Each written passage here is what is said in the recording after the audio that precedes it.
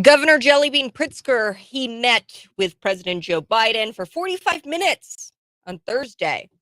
Joe Biden, he visited Illinois on Thursday, and J.B. Pritzker and Joe Biden, they talked for about 45 minutes. And Pritzker, his asks on the illegal immigration crisis, as reported by Politico, it says right here, were for humanitarian aid. That's what Pritzker was asking for. He was asking for humanitarian aid, expedited work permits for so-called asylum seekers.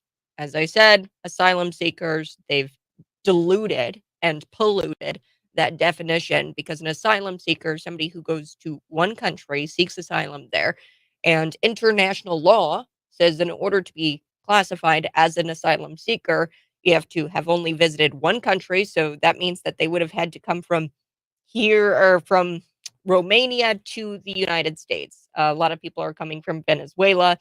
So say you're in Venezuela, you come to the United States and you seek asylum there. That's not what is happening, folks. What people are doing, they're going to Spain, they're going to Mexico, and they're coming through the southern border.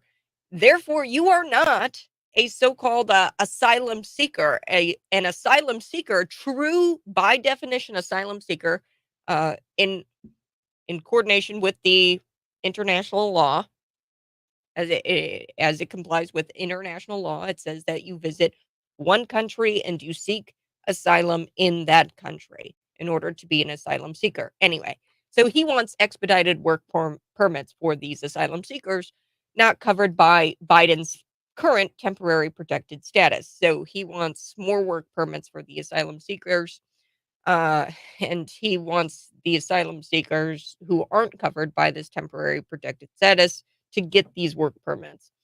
And he also wants actions and federal coordination to protect asylum seekers from the Chicago winter. So that means housing these illegal immigrants on federal taxpayer money.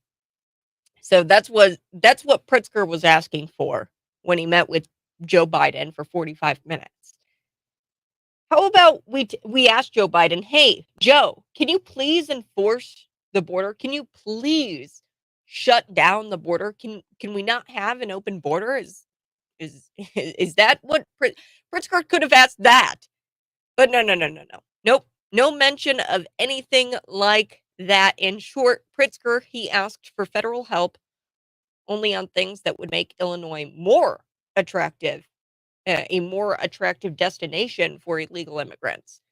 So now I'm an illegal immigrant from Venezuela, and I'm in Mexico, and I hear that Pritzker, he just made it possible for me to get an expedited work permit, and all of these other illegal immigrants, they're going to other places like Kentucky, Missouri, Wisconsin, New York, heck, Illinois. They're going to give me a work permit right away, and I'm not even classified as this temporary protected status. I don't even have Joe Biden's temporary protected status as an asylum seeker. So I'm going to go to Illinois because I'm going to get an expedited work permit. Plus, I'm going to get humanitarian aid. Plus, I'm going to get housing. I've got so much to cover here on the Morning Buzz. You guys can see me live in studio. That's YouTube, Facebook, Twitter, and Rumble. Be sure to subscribe to my YouTube channel. That's Cat Peterson 929. And always visit cities929.com for the podcast. We put it up there for you. First, what do I want to talk about? Well, we've got to talk about the sheriff going viral. The sheriff, he's going viral. He's exposing the very shocking ways that Target refuses to let the cops prevent shoplifting. So the sheriff is blasting Target because Target is refusing the cops access, and they're really refusing them to let them prevent crime, to let them do their job and prevent shoplifting. So he exposes that this sheriff out of Las Vegas, that's where he's at, Las Vegas. So we're going to talk about him. Then I do want to talk about this white teen sticking up for the smaller friend, and this white teen goes up to sticks up for the smaller friend when he's being bullied and he was actually robbed. And he says, hey, give my friend his stuff back. and then he was beaten to death by 15 black youths. Yes, 15. You heard that story correctly. Black youths. And I'm not going to play the mainstream media's games where they say a teenager was beat up by 15 kids. No, this is a hate crime, and it should be treated as such. A white teen sticking up for a smaller friend, and these black youths, 15 of them, beat him to death. So we're going to talk about that, and a little bit later, an Illinois story. Even left-leaning Politico had to acknowledge uh, their headline being how a tiny town sent a big message to China and Biden. So this is about the Goshen battery plant set to erect in Manteno, Illinois, Michigan. They fought against this. They're continuing to fight against this. There was, even before Michigan, there was a little tiny town in Alabama that fought against Goshen, this CCP. And Goshen, my friends, it's an electric vehicle battery maker, and in their bylaws of the company, right? You read their bylaws of the company. Every company has some bylaws, and hey, this is the purpose of the company. In their bylaws, they say that they are to serve the CCP, the party. They refer to the CCP, the Chinese Communist Party, as the party. So we're going to get into that here on the Morning Buzz, because Politico, they had to acknowledge it, even left-leaning Politico, how a tiny town sent a big message to China and Joe Biden. I'm sick and tired of the assault that the economic assault that they've got on this country. So we're going to talk about it. A California sheriff going viral. Yes. This is actually Sacramento. California. It's not Las Vegas. I forgot. The sheriff, he's going viral because he posted on X. And he was illustrating all of the different ways on X, on Twitter, how Target is actually refusing to let them, the cops, help the store prevent shoplifting. Yes, so Target is cuffing the police officers. Here's the tease. Police, they want to be able to enforce laws that, shockingly enough, are still on the books. The police want to enforce the laws. Target, as a corporation whose top shareholders are Blackrock and Vanguard, sorry, excuse me. Target, as a corporation, they go out of their way to make it difficult for the authorities to do their job and to enforce the laws on the books. So Sacramento County Sheriff, his name is Jim Cooper. He posted on X that his department was contacted numerous times by Target stores in the area about shoplifting taking place. Yeah. So Cooper, he said, you know what? We're going to sit down with the company and we're going to discuss ways they could coordinate with our detectives and with our guys to deal with this shoplifting issue. Okay, so they sat down, they had a meeting. At the meeting, Target's head of regional security had guidelines for the police to follow. And here's the guidelines. Here's what the head of regional security of Target, here's what he said. He said police could not contact the suspects inside the store. They couldn't contact the suspects inside of the store. Police could not handcuff the suspects inside of the store. And if police arrested someone, the suspect had to be processed outside of the store, even if it was raining outside. Even if it was raining, the police have got to process the criminal outside, because God forbid we make a scene. The corporation didn't want a scene created inside of the store, and they didn't want to get negative press of people filming the arrest and putting it out on social media. Okay. But guess what's going around on social media right now when it comes to Target? There's social media posts circulating that show people videotaping the empty shelves because they can't stock their shelves, because if they stock their shelves, the people just shoplift. And then there's videos of socks being kept locked behind glass. I mean, the thefts are so bad, you have to ring a bell for an attendant to come unlock the sock drawer to give you a hand and to hand you a pair of socks. That's how bad the shoplifting has gotten in Sacramento. And this is what the sheriff said. He goes, our deputies, we watched a lady on camera bring her own shopping bags in. She went down the body wash aisle. She grabbed a bunch of body washes, and then she went to customer service. Then she returned them. got the money for them. Target chose to do nothing, and they simply let it happen, yet somehow locking up the deodorant, raising the prices on everyday items that we need to survive, body washes. This is their best answer. Instead of prosecuting the crimes, instead of arresting criminals and cuffing them in the store when they're robbing you. So Sheriff Cooper, he said that his department would never, ever tell Target how to stock their shelves. So Target shouldn't tell the police, hey, this is how you should prevent crime and arrest criminals. At the end of the day, Target needs to do something to fix the problem. And what I'm seeing right now in America, very few corporate chains these days show a desire to fix the problem of shoplifting. It's like they don't care. Last year, I've got the number here, and I was like, whoa, that's a lot of zeros. Target announced that the company, due to shoplifting, due to theft, lost $400 million. $400 million. That's insanity. Do want to shift gears? Let's talk about the white teen who died days after he was severely beaten by 15 black youths near a Las Vegas high school. This story is out of Las Vegas.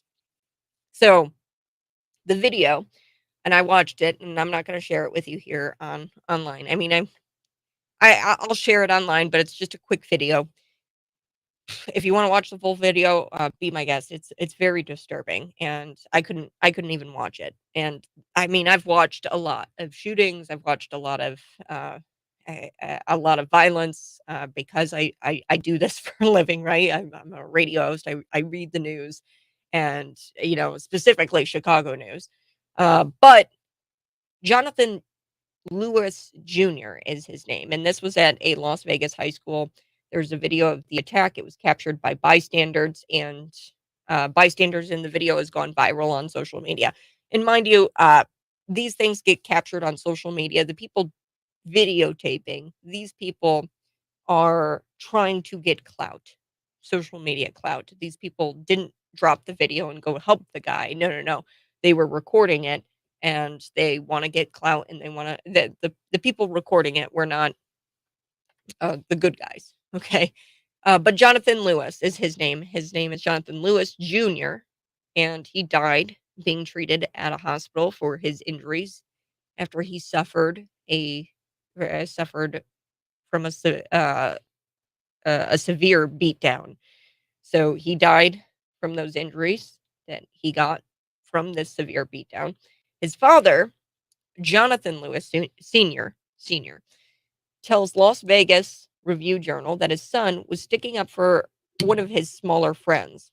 And according to Lewis Jr.'s girlfriend, the kid who died, his girlfriend, he was attempting to get back this smaller friend's stolen property after that smaller friend was thrown into a trash can. So this kid was trying to be a good person. Okay, this white teen. And a couple of people attacked him, and they weren't able to hurt him enough. And then all of a sudden they all attacked him at once. So he was taking on a couple of people, and he was winning. And that's when, and this is according to Jonathan Lewis Sr., my son, was loving, giving, kind. He was a fierce young man who loved the community and cared for others. And wow, this video is intense, and I'm going to share it with you on the live stream. Like I said, I'm live, YouTube, Facebook, Twitter, and Rumble. You guys can see it there. And in the background, the audio, you can hear the reporting done by the mainstream media. And just pay attention to how the mainstream media covers this. Here we go. In what's believed to be the fight that happened. Oh, here we go. Hold on. Wednesday afternoon. Metro officers responding to reports of a student fight across the street from Rancho High School. The investigation revealing the victim got into a physical altercation with 15 people before cops arrived. Okay, before I move on, do you hear the lady? She says a physical altercation. This was 15 kids ganging up on one kid. A physical altercation, when I say that, it has different connotations, right? A physical altercation is somebody who bumps into you, okay, and then you bump into them back. That's a physical altercation. This was a beatdown, and she's refusing to say it, and it's disgusting how the mainstream media is reporting this. And she has yet to say that it was 15 black kids on one white kid. Here we go. Arrived. Nothing that large, like 3 people maybe, but like 15, I've never heard of that before. Rancho High Junior Antonio Green says he's a classmate and saw the video. It could happen to anybody. It could happen for me just for because I have a natural mean face. It could happen to me just from looking at somebody the wrong way. Neighbor Greg Bostic was shocked to see it. From the video, that's a problem. You can't just retaliate with hate, and get back and revenge all the time. Sometimes you got to talk it out. Off camera, a neighbor tells us that he helped carry the victim to the campus parking lot.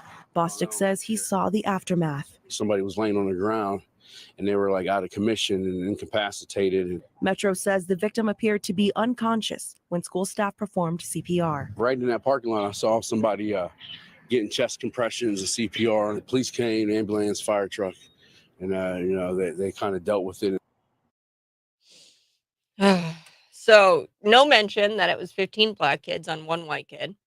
And instead of calling it for what it was, a severe beatdown, she called it a physical altercation. So in Las Vegas, a white teenager, Jonathan Lewis, tried to help his friend get back his stolen property from a mob of 15 black youths, and he was badly beaten and sent to the hospital, and he died 6 days later. The Las Vegas police, they started a homicide investigation. Lewis Sr., he told the father, told the local news outlet, I think that there's just a failure of all of humanity right now to recognize that we need to be teaching our youth how to coexist. And he told a separate outlet that this was a cowardly act of violence and it was pathetic. And the dad said, a true warrior would never cowardly beat up one person just because the 2 or 3 members of the group couldn't beat up that one warrior. A true warrior would let the others learn and grow. So, like I said, he started to fight with 2 or 3 of them, and he was winning this fight. And that then that charged up the other 15 black youths to just go in on him and gang up on him. So as of now, no suspects have been arrested. But the investigation is ongoing. Investigators plan to charge the youths involved in Lewis Jr.'s death with murder.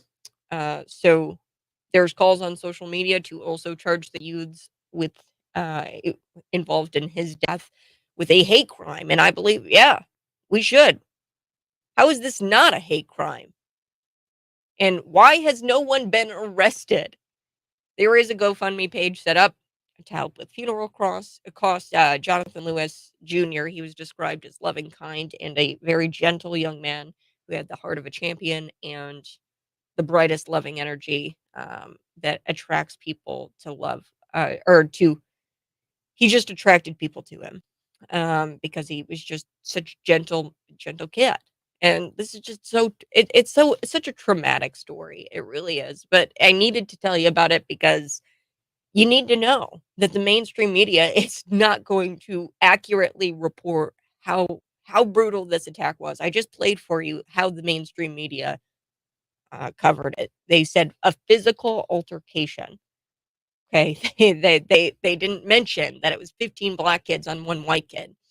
I do have to take a break, but when we come back, I'm going to talk about Politico. They had to acknowledge it. Their headline being how a tiny town sent a big message to China and Joe Biden. And this, of course, deals with the Goshen electric vehicle battery maker that's planned for Manteno, Illinois. Governor J.B. I mean, it's like what, $8 billion in federal and state taxpayer money that's going to go get dumped into this. And the people don't want it. The statistics are there. The people don't want Goshen to come to Manteno, Illinois. So we're going to talk about it. I am live in studio. That's YouTube, Facebook, Twitter, and Rumble. You can see me there. I'll be back.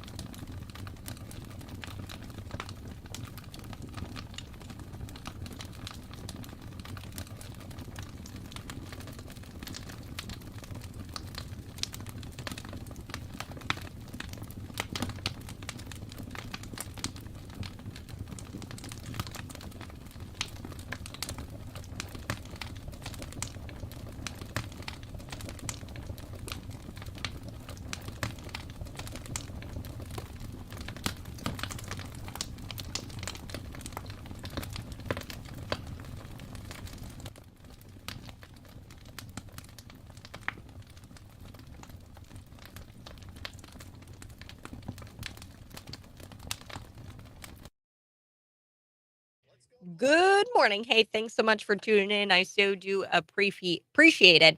We are going to be talking about Politico and how they even had to acknowledge it.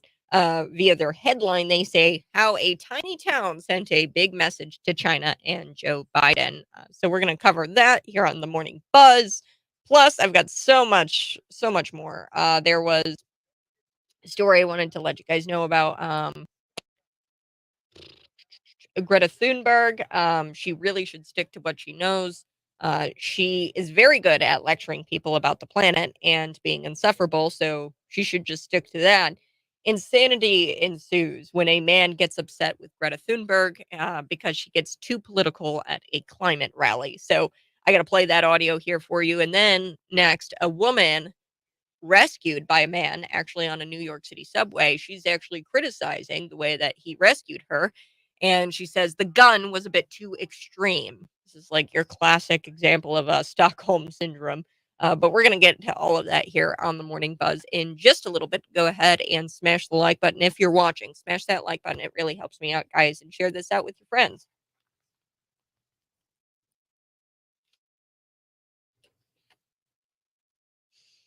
Coming up, Gavin Newsom. He's actually admitting why San Francisco's homeless problem. I told you a lot yesterday about the homeless problem and how they all suddenly disappeared.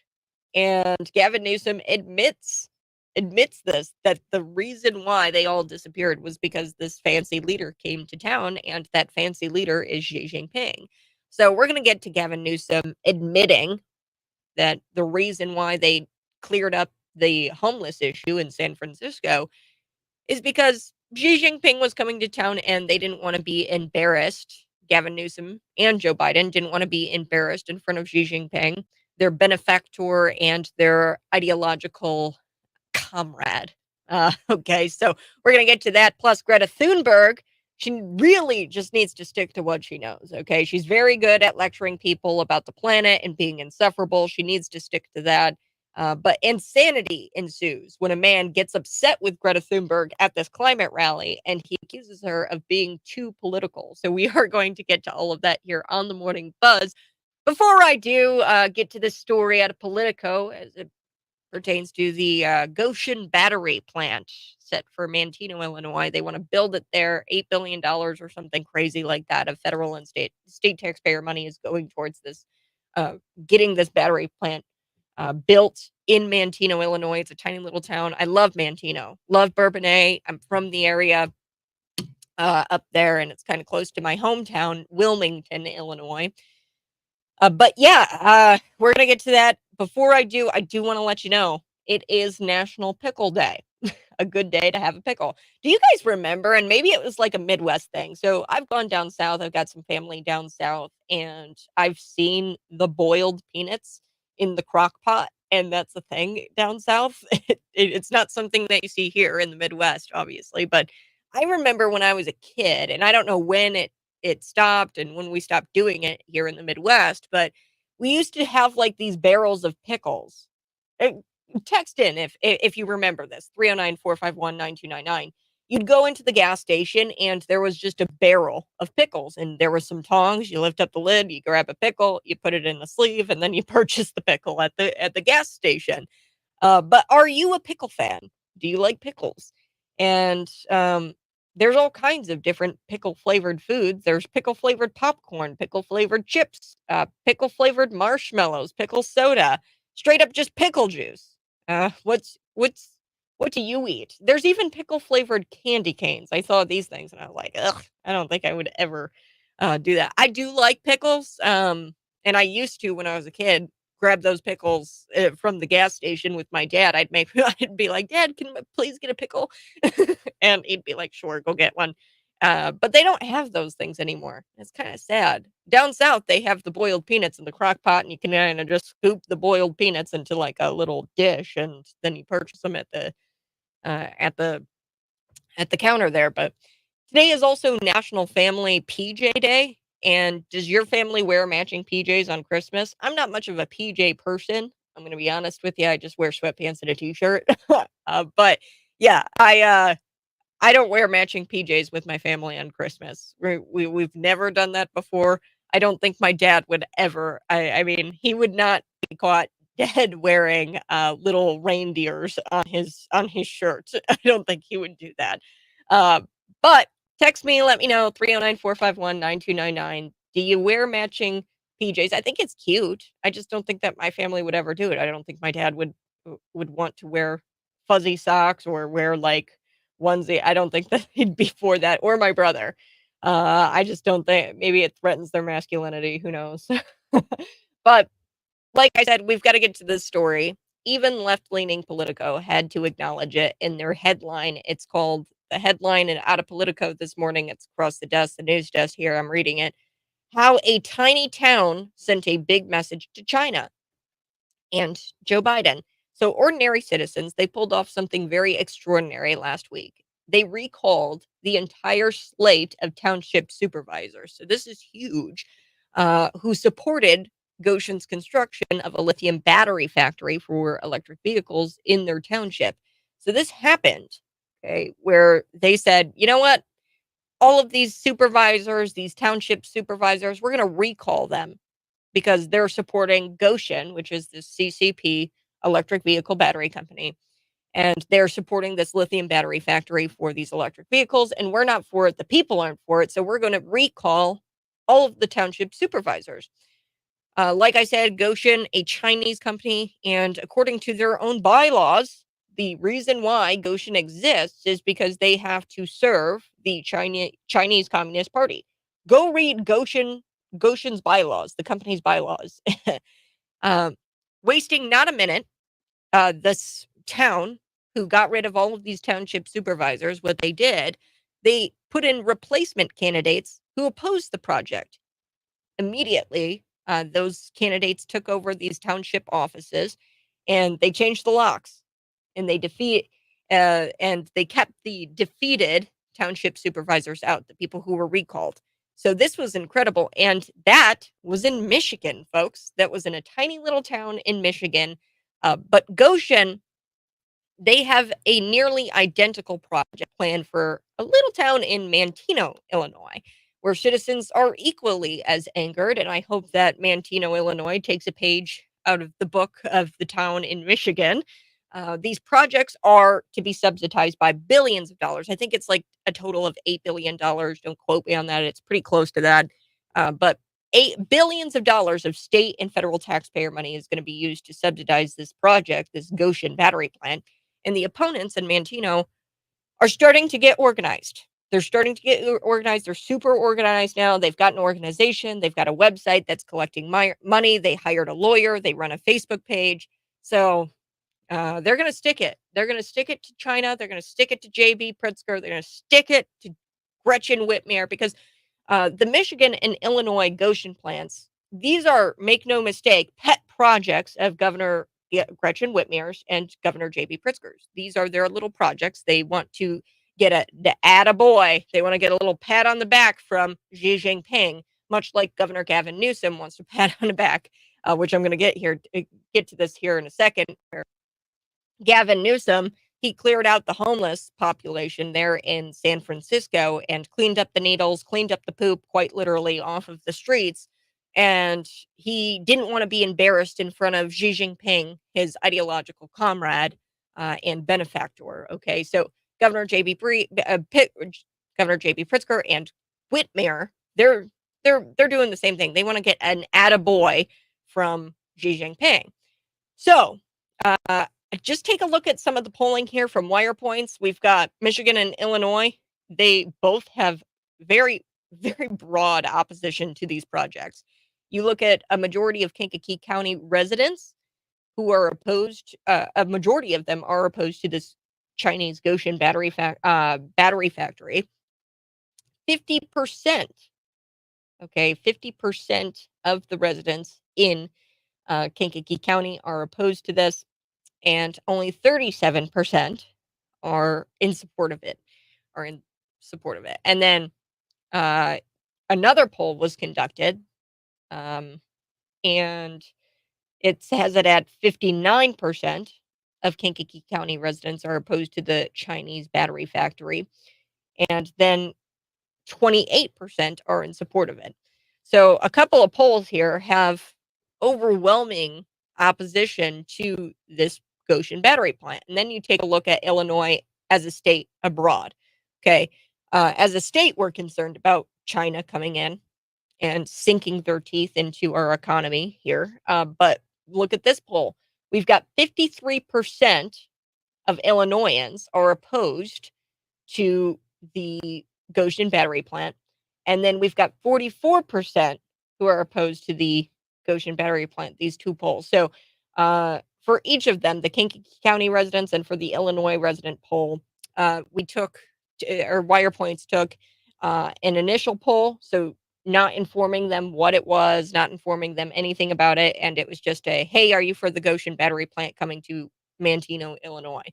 That's where 44% were opposed to it and 32% agreed with it. And then you look at the informed poll and you got 53% of people who are opposed to it after they're informed of, hey, this is what Goshen is. 53% of people are opposed to it. And then 27% of Illinoisans are in support of it. So only 27% of Illinoisans are in support of it. An overwhelming opposition to this thing. I do have to take a quick break, but when we come back, I got so much to run through. Whew. One thing I do want to get to today, like I said, Governor Gavin Newsom, he admits why they cleaned up the San Francisco homeless problem overnight. I mean, they just disappeared practically. I mean, it was just so quick. And he admits why he did that and why San Francisco leaders did that. It was because President Xi Jinping was coming to town. So we're going to be back next on The Buzz.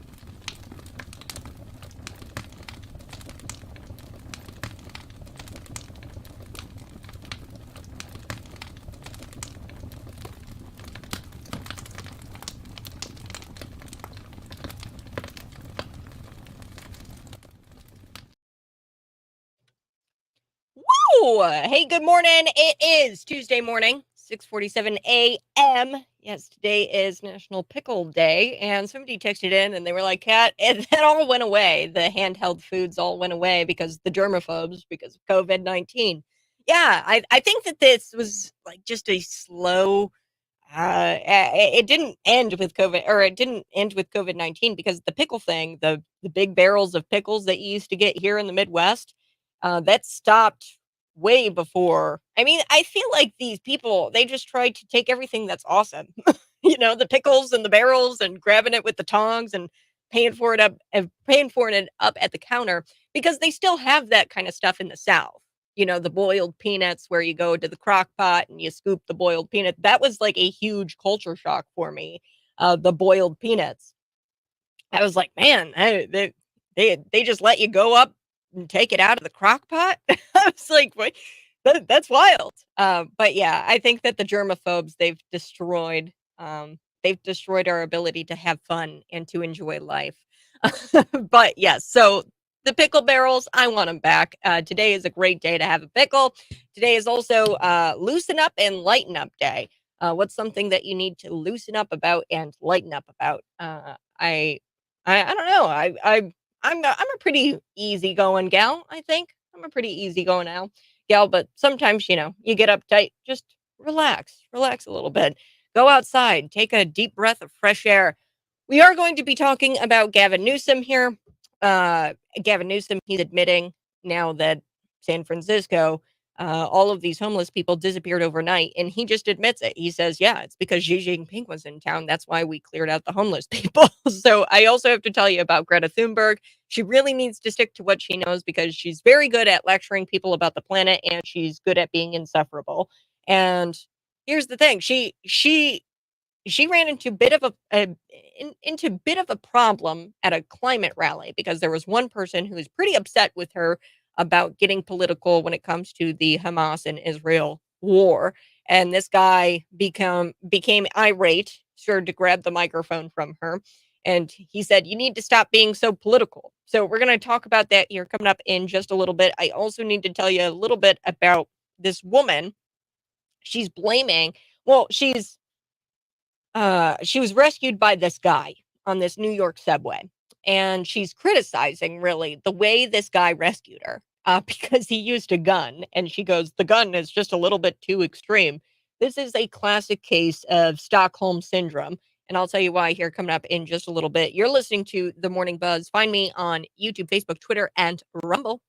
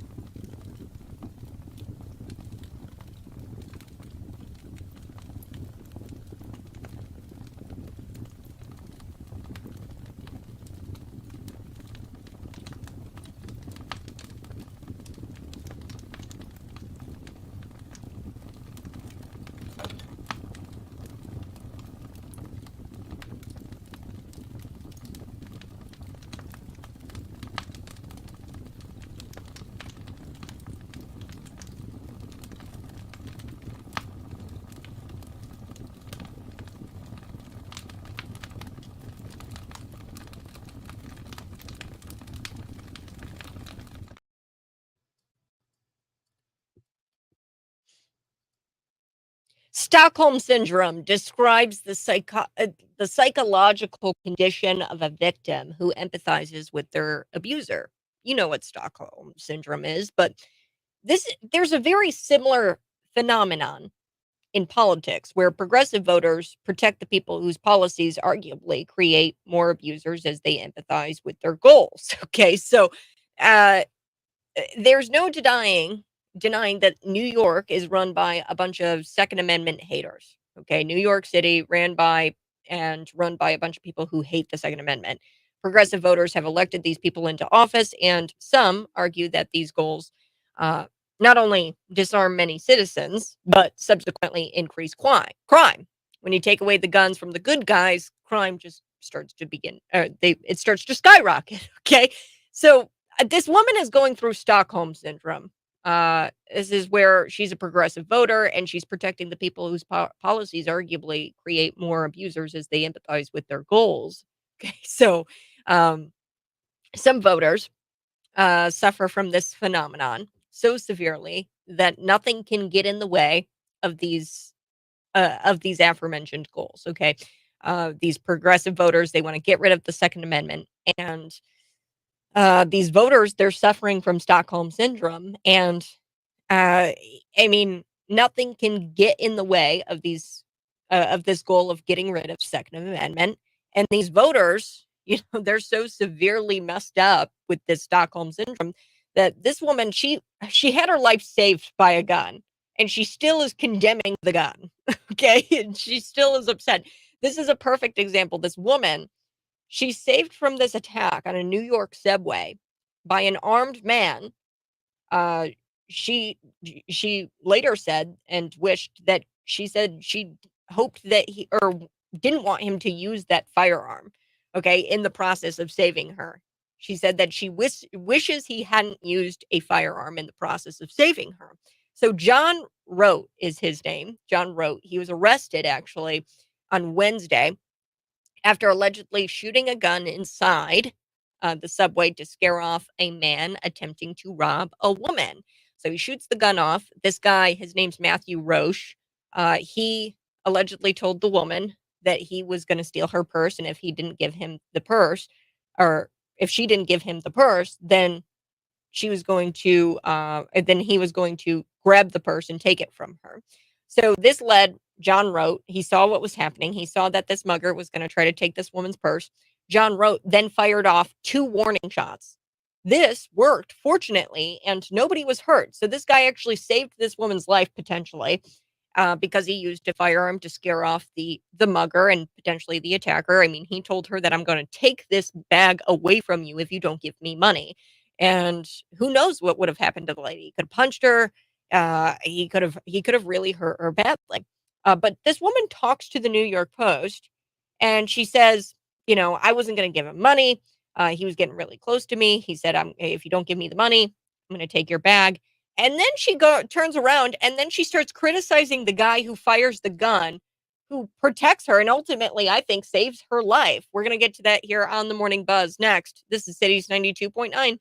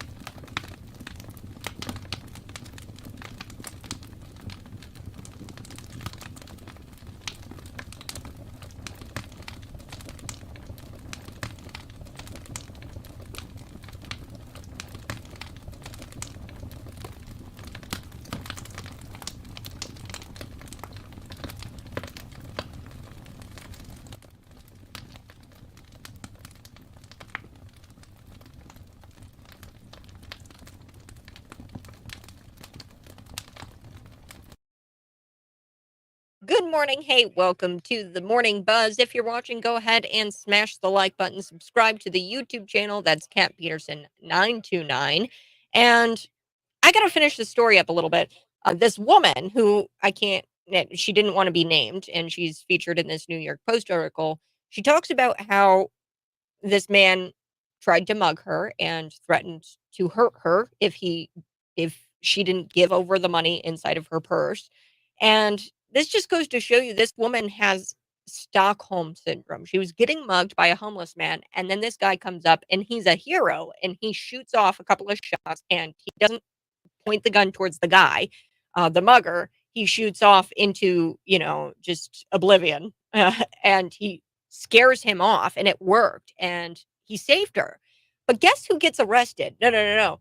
The guy who saves the woman and fires off these warning shots. So, I mean, New York City shows us that if you see something, do nothing, and or you will be charged. It shows us that if you see something, do nothing, or you will be charged. If you see something going on, you are expected to do nothing. Otherwise, you're going to be charged. This guy was taken out in cuffs on Wednesday, and this guy actually saved this woman's life. And get this, the woman is criticizing now the guy who saved her life. It's insanity. This woman, this New York City woman, she gets mugged by this homeless guy, right? And the homeless guy says, give me all your money or else I'm going to take it from you. If you don't give me your money, I'm going to take your bag. And, she says that she was trying to walk away from him on this New York City subway. And he was persistent. He's gonna hurt her for that money inside of her purse. And guess what this guy does? A bystander. He fires off 2 warning shots just into the oblivion. He doesn't fire them at the mugger himself. He just fires off some warning shots, and it worked. The guy runs off. Nobody was injured in the incident. But then the woman tells the New York Post that she believes that the subway is becoming increasingly unsafe for riders due to a lack of serious punishments for repeat offenders. Now, this guy who was mugging her was a repeat offender. Shocker. He's known to go onto the subway and try to steal people's money and mug people. And she goes, of course, I'm happy that the man tried to help me, the bystander who fired these warning shots. And she goes, I'm happy that nobody was injured during the incident, but it's scary to think that people are just around here carrying guns in the city. What? And she goes, I understand why people do it. They see it as their only means of protection. Yeah, lady. Oh, man. So one reason she might be throwing this guy under the bus, the bystander who saved her life, by the way, is because of this thing I was describing. It's Stockholm syndrome. That's really what this is. And, this Stockholm syndrome is also marked by a negative attitude towards authorities who threaten this captor-captive relationship. So, yeah, I don't understand these progressive voters. I mean, to what end, lady, are you going to stick up for the progressive agenda of getting rid of the Second Amendment? I mean, this guy saved your life. What's the point of trashing him? Had he not done what he had done and fired off these warning shots, who knows what would have happened to you? Most people understand you don't want someone just randomly popping off rounds in the subway. I get that. But this wasn't random. He was actually trying to save her life. That's not what happened here. He wasn't randomly going on a shooting spree in the subway. Man. I mean, the lengths that some Democrats will go to virtue signal. Good morning. This is the Morning Buzz, Cities 92.9. Find me on YouTube, Facebook, Twitter, and Rumble. Smash the like button if you find me on social media. That's important. And it's Patriot Power Plug. Mike Coolidge. I love Tuesdays. Mike Coolidge. He is the Ogle County Republicans chairman. He also is a former Army officer, and he was a former congressional candidate. And I do, before we get into today's stories, Mike, thank you for your service. Oh, thanks for saying that, Kat. I appreciate it. Veterans Day. What'd you do on Veterans Day? Oh, it was kind of cool. They asked me to MC a veterans event at our high school, Rochelle Township High School. They did a really good job. Some high schools take off for Veterans Day. They purposely stay on and spend the whole day basically inviting every veteran in town for free breakfast. And then about 6 of us of all different ages, too. There was a 25-year-old Marine veteran on stage. I'm in my 40s. There were some veterans in their 60s. And we gave kind of a Q&A to the students, every single student there, 2 different assemblies. It was really good. Rochelle does a great job saluting veterans every Veterans Day. Well, thank you for your service, and we've got to talk about Megan Rapinoe. We've got to talk about Megan Rapinoe this morning. I've got the clip. You told me about this yesterday. I talked a little bit about it. Can I set it up? Can I Yeah. set it up before you play it? Uh-huh. All right. So I don't know if you played sports, but there's a cardinal rule in sports. You never really cheer when an opponent injures themselves, even if it's a rivalry. You know, it's all this kind of honor. If the Eagles are playing the Giants or the Packers are playing the Bears and the opposing team gets hurt on the field, nobody stands up and cheers, right? If there was ever a time in the history of sports where it is totally okay to stand up, applaud, and cheer when someone gets hurt on the field, it would be this one. She 8 minutes into her final match ever. All right. She doesn't get hurt by so she's never going to play soccer again. So there's no like, you know, oh my gosh, her career's over. Her career's already over with. She lost the World Cup. She went out with a fizzle. Here she is in her final pro match. And which her team winds up losing, by the way. So she is a double loser in the championship. Yes, she won a World Cup years ago, blah, blah, blah. She ruptures her Achilles by herself, kind of like Aaron Rodgers did, and laughs about it. And funny, and also says afterwards, thank God I have a blanking sense of humor. But notice that she thanked God there for her sense of humor. But she God injured. Mike, you there? Yeah, I'm here. Okay. I'm sorry. Do we have it queued up or no? Yeah, we've got it here. Here we go. All right, okay. I'll play it here for us. This is Megan Rapinoe and what she had to say when she injured her Achilles heel or whatever. Here we go. This is a long one. Yes. Although I'm gonna get the Aaron Rodgers treatment, whatever that is. So I'm gonna be calling him or whoever did his surgery because we need to speed this up. But yeah, I thought about it a little bit. I mean, you know, I'm not a religious person or anything. And if there was a God, like this is proof that there isn't. This is up. So yeah, it's just up because like 6 minutes in, eat my Achilles. I mean, what the and this is a long one. Although I'm gonna get the Aaron Rodgers. Okay, that's it. Yeah. So she says that, you know, this is proof that God doesn't exist and blah blah blah. But incredible. I mean, I don't need proof that God exists. I don't need it either. I know God exists, and this is affirmation that He has a sense of humor to do this to her. You know. Yeah, God is.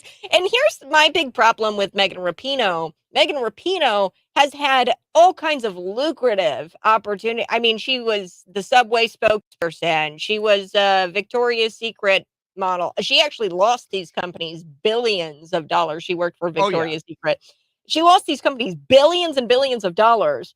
They kept her on despite losing billions of dollars because people were boycotting. I mean, at one point, Subway franchises said, please don't run the Megan Rapinoe ad. Please don't do this to us, corporate, because nobody is coming into Subway because of her ad.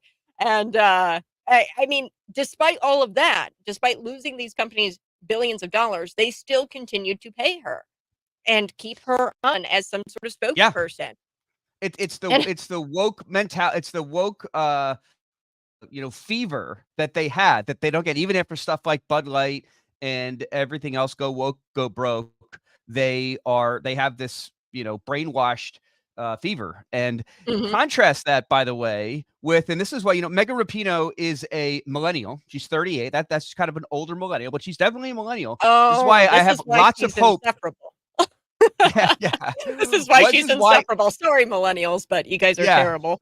No, it's a lost this is generation. why I have hope for your generation, which is Gen Z. CJ Stroud is barely 22 years old, just turned 21. I looked it up a couple of weeks ago. He is the quarterback for the Houston Texans, one of the youngest, probably the youngest starter in the NFL. Dude might make MVP. He's so darn good. After this amazing win, same weekend, he says, quote, I don't deserve, talking about God, I don't deserve his grace and his mercy, but he still gives it to me, and I love him for that. It's not about me. It's about him and his glory. So that's where I come from. God made me like that. Contrast that with Megan Rapinoe. That, my friends, is a classy human being.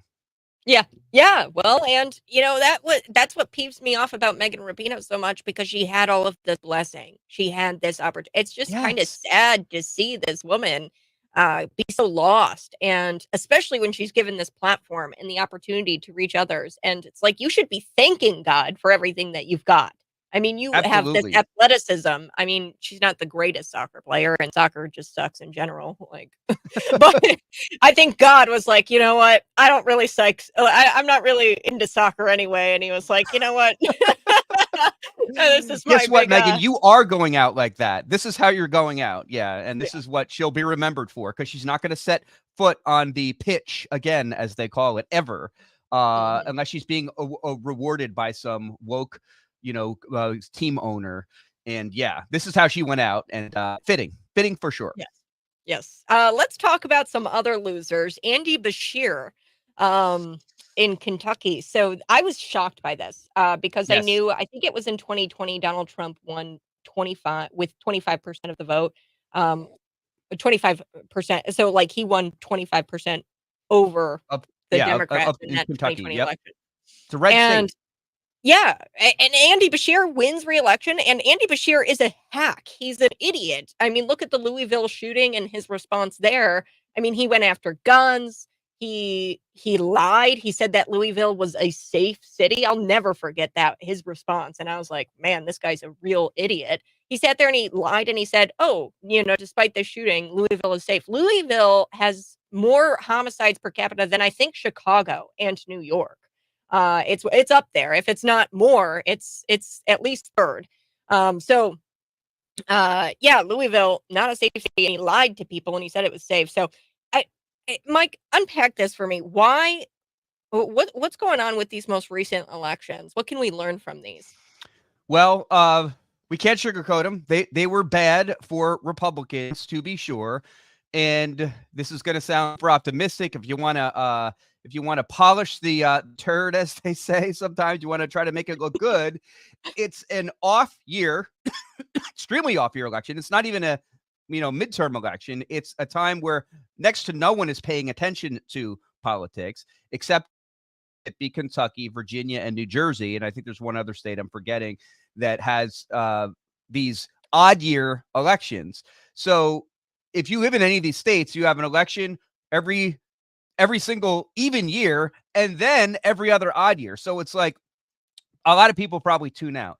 The Democrat get out the vote machine still beats the heck out of the Republican one.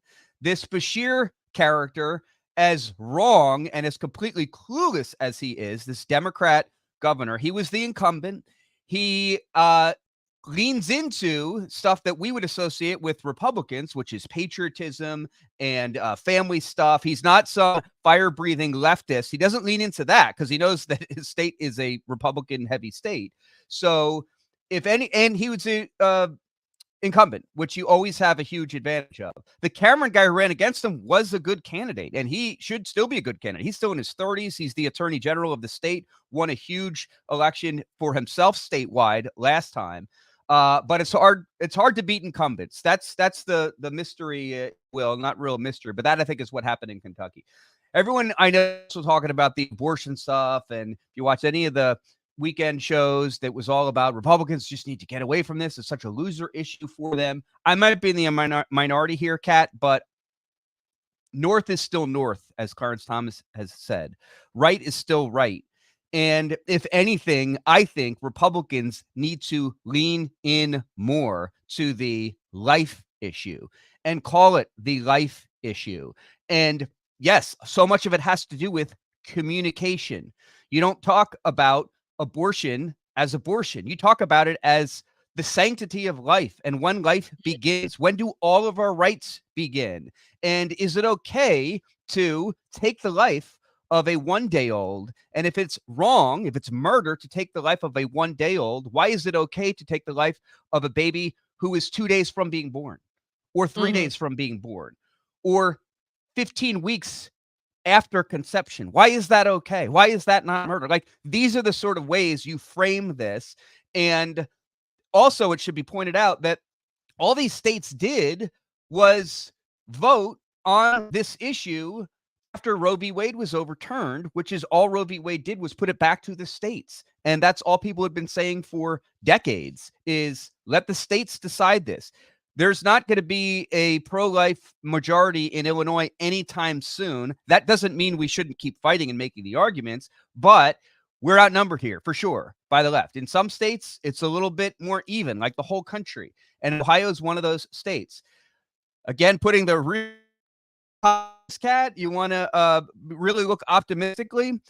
I think this might, again, this is very optimistic, I'll admit, this might actually help Republicans because, one, Democrats are feeling emboldened that maybe they don't have to work so hard in 2024, and maybe we do stick with Biden. Maybe this wasn't a presidency, because I'll tell you, if it was a bloodbath for Democrats last week, if Republicans won all of these close elections, if they kept control of the legislature in Virginia, by the way, only one seat flipped there, but everyone's like, oh, the Democrats control Virginia now. Yeah, it was just over one seat. And the abortion issue dramatically went in the pro-life direction. I guarantee you the push to remove Biden from the ticket that's all we'd be hearing about right now from the Democrats. So like, he's done. We got to get him out. They're not doing that, though. We want Biden on the ticket. Biden's going to lose to Trump next year if, barring some crazy unforeseen circumstance, like a health issue or a death. So that in my way, or in my mind, it's not bad that Biden is, for all intents and purposes, going to remain on the ticket, because I think that helps the Republican ticket, which is almost certainly going to be Trump next year. So that's kind of my take on what happened last week. No, and you're so right. Being shy about the life issue, and I like that you say it's the life issue, it's not the abortion issue. We need to take back the rhetoric. It's also, these mass shootings. I know that that's something on everybody's mind, or crime. We have to talk about life and why we have just completely just passed alongside. Like, that's why we're seeing a rise in crime. That's why we're seeing people kill each other like this, because we have just taken a dump on life. Like, we just don't care. We don't value about life. The sanctity of human life.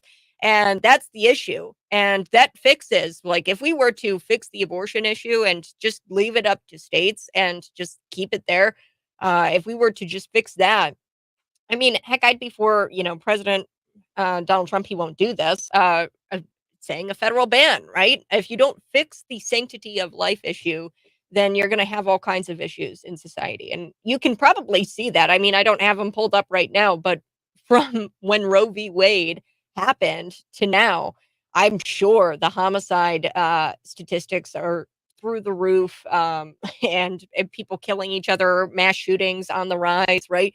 It's because we completely don't care about life. So, we had a state rep here. His name was Scott Preston, and he ran against Sharon Chung, and he recently had this beautiful little baby. And Sharon Chung is sitting there saying abortion rights, abortion rights, abortion rights, and, human or women's reproductive health.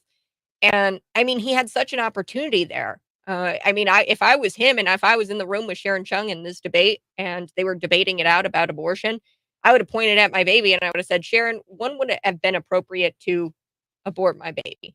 Or to kill my baby? Would it have been 9 months, 2 months, or 2 days after the baby was born? That's what I would have done. Or 2 days before. Yeah. And they just, these soft Republicans on that issue, I just don't know why. Right is right, as you say. And last thing I'll say, I forget who else said it, but 10 years ago, you look at the polling for gay marriage, and it was like 25-30% of the electorate was for it. Did that stop the pro-gay marriage people fighting and pushing that issue forward? No.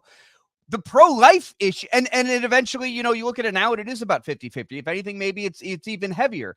The point is, don't let just the polling on this defeat you and say, oh, well, we're only at 48% of the country is pro-life, and 52. Well, I guess we lost that issue. No, Right is No. right. Keep fighting the No, fight. and Make I'm the sure argument. in the 1800s, right, when slavery was the issue, Yeah, polling in a might lot have of states, of course, yeah, and a lot of people women were for voting, slavery. yeah, yeah. So like, no, that should not deter you. Oh, this is a bad election issue, and they say too, they're like, Mike, aren't you mad that about the Dobbs decision? I'm like, I'm sorry. Fact that there are human beings that will be living now in a lot of states have banned abortion is to me a greater victory than losing an election or two. I'm sorry. Yes, I do think that life is even more important than Republicans winning an election cycle. So I thank God every day that for the Dobbs decision and Roe v. Wade being overturned, because human beings will live now because of it. And we need to never, ever stop that fight. Mike Coolidge, thanks so much for joining me here on the program. This is the Morning Buzz, Cities 92.9. Go find Mike Coolidge on Twitter. That's Coolidge. That's just at Coolidge, Koolidge. Coolidge on X. On X. On X. You have a great day, Mike. You too, All right, Kat. bye-bye. We'll be back, folks. Cities 92.9 next.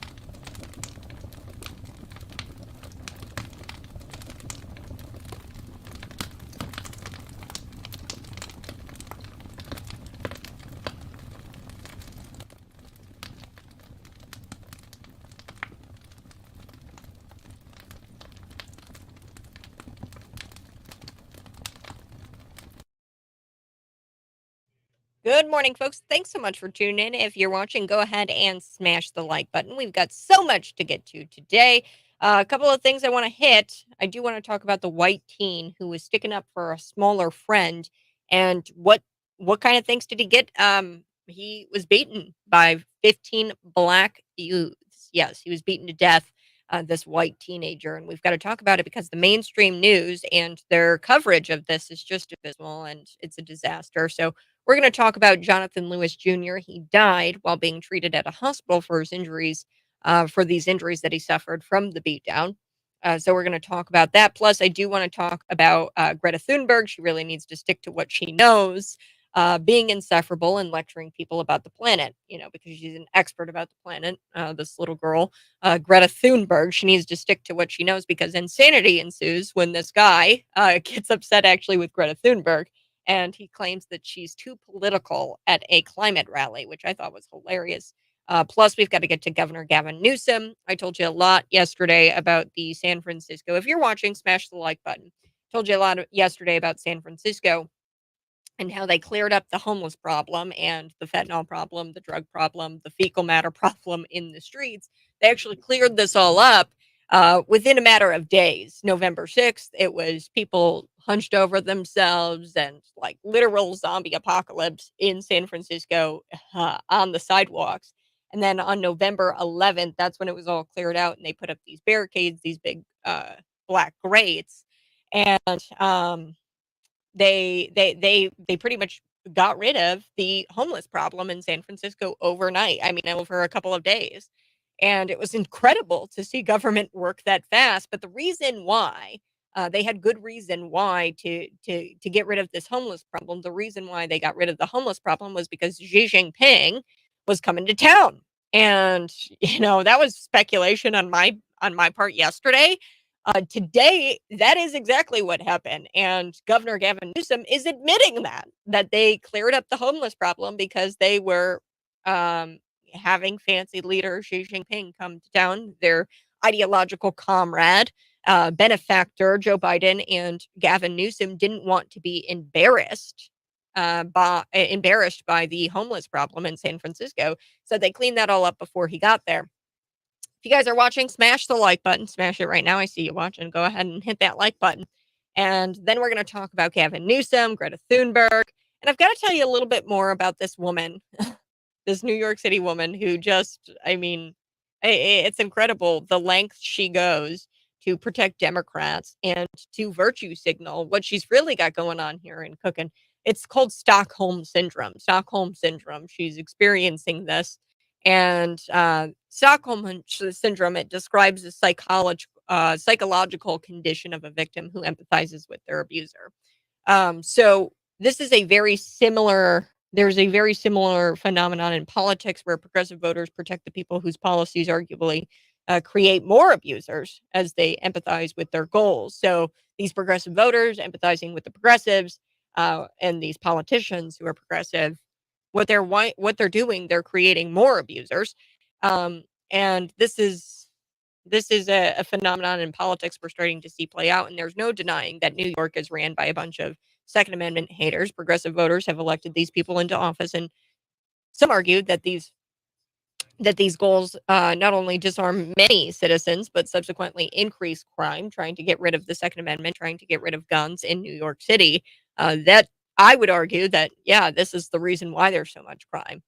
This is why there's so much crime. And you can't disarm law-abiding citizens. It leads to complete collapse of society. So we're going to talk about that here on the Morning Buzz. If you're watching, go ahead, smash the like button. Woohoo! Sorry about the dead air there for a quick second. We're back. Cities 92.9. I so do appreciate you tuning in. We got a couple of stories I want to hit. Number one, I want to talk about Greta Thunberg. She needs to stick to what she knows, folks. This guy, he became irate. Insanity just ensues when this man gets upset because Greta Thunberg is actually being too political at a climate rally. She needs to stick to what she knows and what she's good at, and she's good at lecturing people about the planet and being insufferable. So she needs to stick to that. The problem, since is since she graduated from high school, she graduated from the college or from the high school she dropped out of, or was on strike, I guess. I guess she was on strike from the high school she attended. Really, what she did, she dropped out and they let her graduate anyway. Okay. I guess she was on strike though. So she didn't even attend high school and she was able to graduate, which doesn't make a whole lot of sense to me because, like everybody else in the world, you have to attend high school in order to graduate. But I digress. She, after graduating from high school, after she dropped out, she's attempting to rally around whatever progressives are angry about that week. Okay, so she's moved on really from climate. She's just rallying around whatever progressives are angry about that week. Now, lately, it's been the whole free Palestine thing. Okay, so she was actually seen with a very anti-Semitic doll. It was like an octopus that looked like Hitler, and she took a picture with it. But and at least one person is upset at her for getting too political. Okay. He told her as much at a recent climate rally. So this guy was at her climate rally and he yelled at her because she was getting too political and she wasn't talking about the climate. He went to a climate rally to complain about the climate. Okay. So he wasn't there to listen to people complain about Jews. That's getting political as opposed to ranting about the planet being on fire. And just watch. Let's take a listen to the guy where insanity just ensues at this climate rally. Here we go. A climate demonstration, not the Politico view.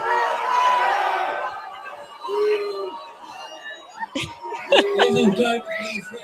Calm down.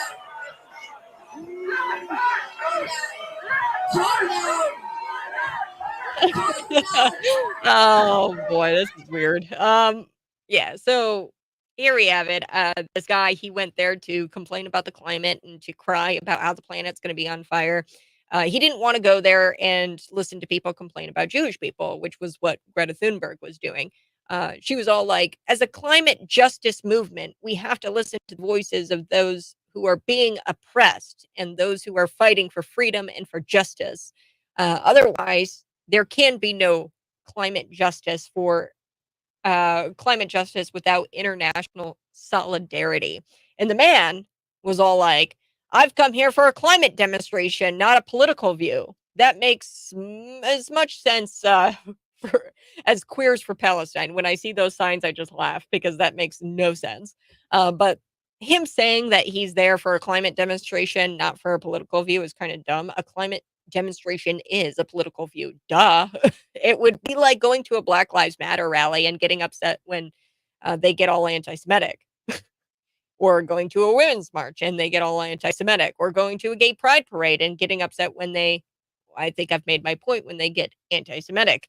Okay, they are political, they're rabid. Okay, and Greta Thunberg told the man to calm down before chanting, let me check my notes here, no climate justice on occupied land? What the heck does that mean? That's what Greta was. No climate justice on occupied land. That's what they were chanting. What the heck does that mean? This reminds me of the dingus marching with the you can have reproductive justice without a free Palestine sign in New York City. This is a sign that was in New York City at this Palestine protest. It said, you can't have reproductive justice without a free Palestine. It was in New York City. Or you can have reproductive justice without a free Palestine. That's what the sign said. And this was in New York City. You could have just put the sign down, guy, and you could have walked into a clinic to abort your choice, no matter what trimester you're in, and start protesting again. Okay, so I didn't understand that sign, the dingus that said you can have reproductive justice without a free Palestine. It's just insanity to me. So when Greta Thunberg, when she says no climate justice on occupied land, meaning what exactly? That there can be no global climate justice as long as Israel exists, or is it as long as Israel exists, Israelis don't deserve climate justice? I don't know what she's talking about. No climate justice on occupied land is just a nifty under 10-word answer. And I'd love to hear Greta's attempt to give me the next 10 words of that sentence. What does that mean? Does it mean no global climate justice as long as Israel exists? If Israel exists, we can't have global climate justice. I don't even know what global climate justice means. We've got to take a break. But Greta Thunberg, you need to stick to what you know, being insufferable and talking to people about how the planet's going to combust tomorrow. So get out of the political thing. But also this guy, what a weirdo. Like, you go to a climate rally. Yes, it is a political view. A climate demonstration is a political view. What an idiot. I'll be back next on The Buzz.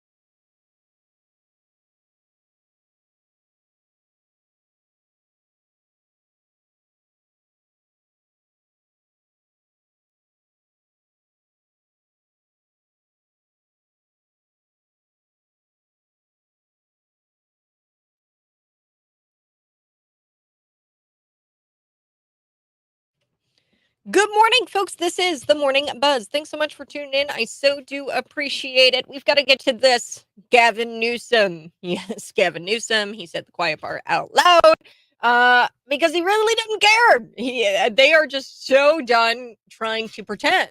Okay, so progressives, they claim that through permanent supportive housing, we can finally solve the zombie apocalypse that's taking over San Francisco and many cities run by the left. And rather than focusing on addressing addiction or mental illness or devaluing human life, progressives, they've implemented these permissive policies that subsequently make everybody worse off. Okay, so that's what progressives do in these progressive cities. They claim that they need more permanent supportive housing. We need to house individuals. And they pretend to have compassion for these individuals defecating in the streets. Progressives tell everyone and their grandmas that, oh, a hug is going to make it all go away. A hug, some welfare, and clean needles. Oh, and Narcan. We got to make sure everybody's got Narcan, clean needles, and if we just give them a hug, everything is going to be fine one day, and it'll put an end to all of this one day. Well, it turns out that nothing will clean a progressive area faster than a visit from a communist leader. That's Xi Jinping. That's what cleared out San Francisco's homeless problem. One thing many progressive voters probably just learned is that elected officials in San Francisco will do anything to impress China, but not the taxpayers who fund everything there. Okay.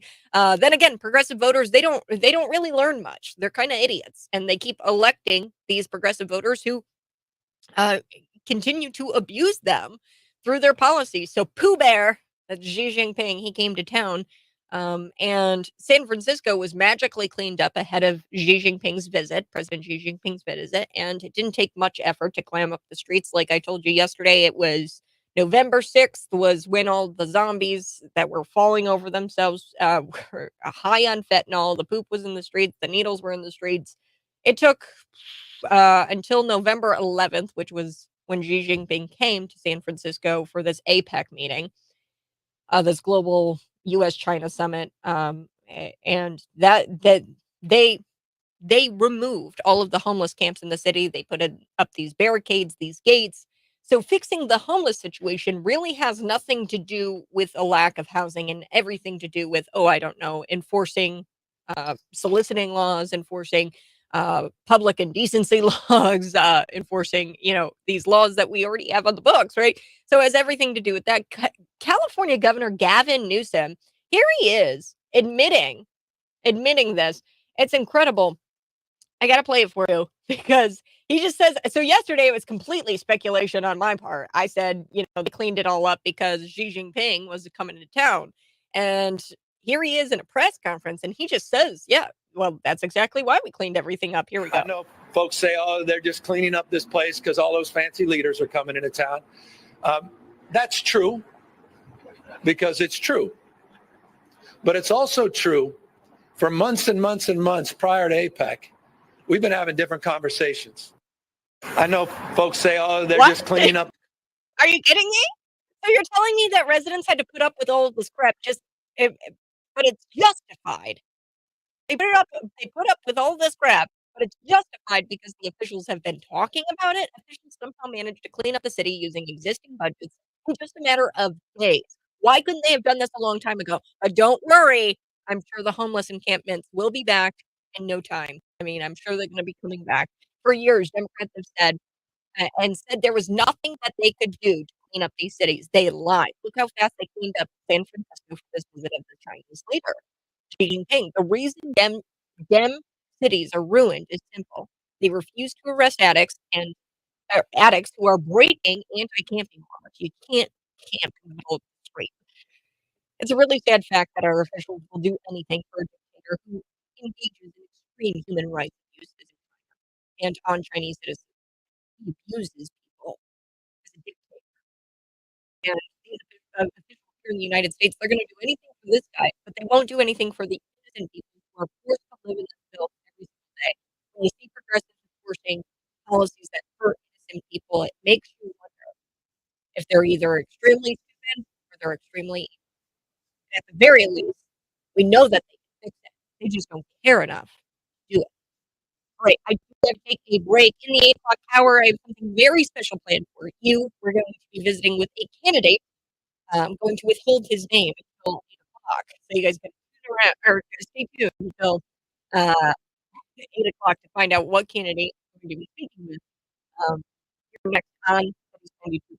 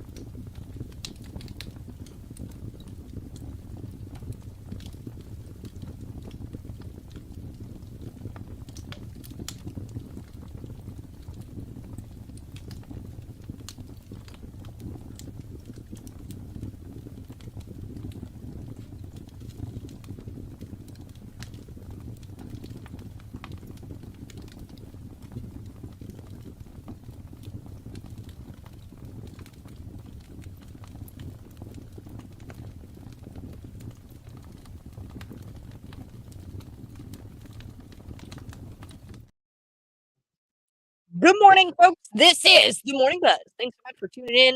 You can see me live in studio. That's YouTube, Facebook, Twitter, and Rumble. A big day today. I've got so much planned. A little bit later, I do want to talk about Governor J.B. Pritzker and meeting with Joe Biden. Lasted 45 minutes, and Pritzker, what he basically asked for, according to Politico, as Politico reports it, humanitarian aid, expedited work permits for so-called asylum seekers, and he also wants the federal government to protect asylum seekers from the Chicago winter, which means housing these individuals. So, why didn't Pritzker ask Joe Biden this question? Will you enforce the border? Will you close the border? That's what Pritzker should have asked. Nope, no mention of anything like that. Of course not. Pritzker asked for more federal help And this federal help is only going to make things much worse for Illinois when it comes to these illegal immigration issue, because we're making Illinois more attractive, it's a more attractive destination for these illegal immigrants. Mike Kirkton is joining me. He's the state senator candidate for the 53rd district. Now, Mike, we've got to take a break in about a minute, but explain where this district is at. Oh, Yes, good morning, Kat, and thank you for having me on. The 53rd State Senate District is comprised of two legislative districts, the 105th, which the current representative is Dennis Discord, and the 106th, which is currently Jason Bunting. So the 53rd State Senate District is approximately 13 counties and goes all the way from the Illinois-Indiana border, down to Gibson City, picks up the northeast portion of Bloomington Normal, McLean County, all of Livingston County, and then goes as far west as almost to East Peoria, and then goes up north up to the LaSalle, Peru, or LaSalle County, and then comes across back to the east, picks up as far north as Morris, Dwight, in the very northeast corner. So it's a great big district. I'm fortunate enough that I live right smack in the middle of it. So we're doing a lot of driving every day. My gas bill for my POV, my car, has gone up to, we're spending about $800 a month because I'm driving the district every day and meeting constituents and getting signatures, as you can imagine. So everywhere I go, it's an hour drive one way, 2 hour plus round trip most of the time.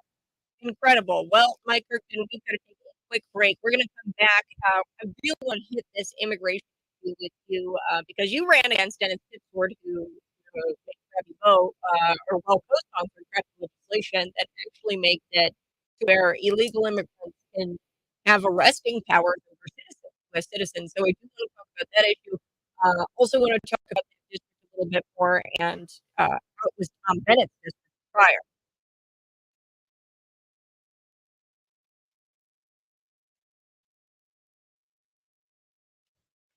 Good morning, folks. If you're watching, go ahead and smash the like button. We'll be back in just about 5 minutes.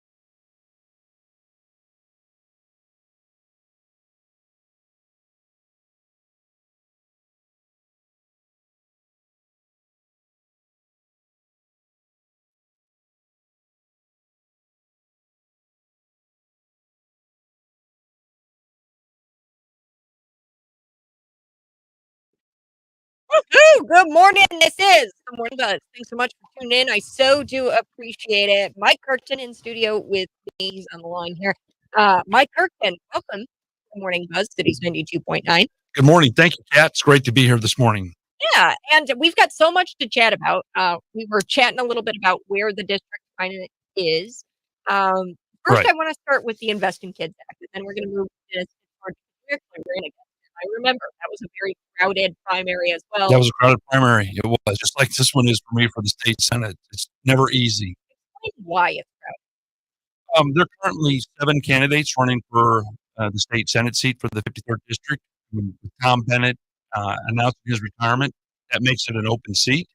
So I think that attracts a lot of people. I mean, it attracted me. You don't have to run against the incumbent. So I think that garners more candidates. Just like with 105th, when we ran in 105th, it was a newly created district. So there was no incumbent there. So it was also an open seat.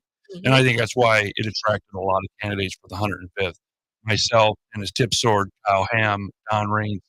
And then there was one other that dropped out early. I don't remember her name. I apologize. That was a lot of water under the bridge since then. Yeah, well, and these like the 105th, the 53rd Senate district is also drawn for Republican, Democrat. Correct. Like Yep. Correct. So that means being a Republican district, the 53rd state senate, whoever wins the primary will be the next state senator. Because the Democrats more than likely won't spend the money, the time to run a Democrat in November because they know it's such a red district. And there was a bit of musical chairs that went on here with this district because we had Jason Barrett resign abruptly. Right. Right after the last election, he announced his resignation for those personal reasons that Jason kind of talked about. And so then the county Republican chairman got together for each county, interviewed candidates. I think they interviewed 4 or 5 candidates and selected Tom Bennett to be the state representative to replace Jason. Well, and I want to talk about the Invest in Kids Act first. We're going to run through these numbers here. So stick with me, folks. I've been talking a lot about property taxes, and one thing to note is that these districts are funded by your property taxes, if not like probably 90%. Right. The other 10% of your property tax will go to maybe like fire, police and fire, right? Right, correct. I mean, the school tax as part of your property tax is probably the largest bill. The formula, and I will kind of give school superintendents a break here, is that the formula for determining that tax is called the PTEL. And it's, I had a school superintendent trying to explain it to me, what the PTEL is and how that works. And it's a complicated formula. And so if they adjust that tax either higher or lower than 5%, they are required to have a public meeting about it to tell folks that, it's going to go up higher or lower. And so a lot of school districts, school superintendents, I believe, try to maintain it within that 5%, either up or down, so they don't have to require a public forum. And I think, several weeks ago, we all got our property tax bill in the mail. What's the first thing you do when you open up that sheet is you go right to the point, to the box that shows what your property tax rate is going to be. And I think a lot of people were shocked at how much their property taxes have gone up this last year. Oh, yeah. I mean, just look at farm ground for farmers. The ground that they actually cultivate. In the last 10 years, the property tax on that ground have gone up 200% in 10 years. So we're seeing this across the board where our property taxes, both for farmers and for everybody else in urban areas, it's all continuing to go up. Yeah, and I want to point out, so Pontiac is actually in your district. Correct. Their school district, and I'm going to share this with our viewers online. You can find me on Rumble, Facebook, Twitter, YouTube. Subscribe to my channel, that's Peterson 99. So I'm sharing these numbers with the folks, and I mean, look at this: $16,000 spending per student. Okay, we're spending $16,000 per student. That's up 4% from the previous year, 2022. Then you look at the district's student enrollment, and you're like, wait a second, there's only 1,086 students students enrolled. Now, if you look at 2022, real quick, I'll figure this out. From 2022, they had 1,105. So that's down. The enrollment this year is down from the enrollment previous. Right. 2022. And then you look at the district snapshot here, the academic progress and kids, the proficiency rate, only 18% of them are reading at grade level when it comes to reading and writing, Right. ELA. And then you look at mathematics, and it's so bad, it's 11.7%. And then let's compare that, folks, with Unit 5, because I think this is an important point to make. Unit 5, they only spend, or not only, it's still a large number, $13,000 per student. Now, that is up from 2022. Spending per student is up 5% from the previous year. Now you look at the enrollment. Enrollment is down from the previous year. They have about 12,000, a lot more than 12,000 students, and then you look at the previous year. And I know this is tough, but I want to make sure that I have my receipt. That's down. That enrollment is down from the previous year. That was 12,383. From 2022 is the enrollment. In 2023, you're looking at 12,308. So it's down by a little bit. And then you look at the reading rates. Let's look at the academic progress. You've got proficiency at 37% for when it comes to reading. So 37% of students district-wide reading at grade level. But still sad. Better, but it's still sad. And then you look at math, and they're at about 28% of kids can do math at grade level. So Mike Kirkton, unpack this for me and how it relates to the Invest in Kids Act. Well, first and foremost, it's kind of like we discussed here before we started. Not always spending more money, throwing more money at a problem fixes it. In the Invest in Kids Act, which is predominantly it's used for those kids that are in underprivileged public schools to take them to go to, let's say, a private school or a parochial school. And it's unfortunate because in the last 4 years, that program has benefited over 40,000 kids in the state of Illinois. And there are currently 9,500 plus enrolled in that program. So because the legislature did not act on it and the Democrats did not bring that bill to the floor to be voted on, it means this bill is going to die in 1 January. And the program ends in January, which means, so if you have your kid in a parochial school or a private school, you've gotten this scholarship, come January, you've either got to take the kid out of school or mom and dad have got to go find the money to pay it to keep them in for the rest of the year.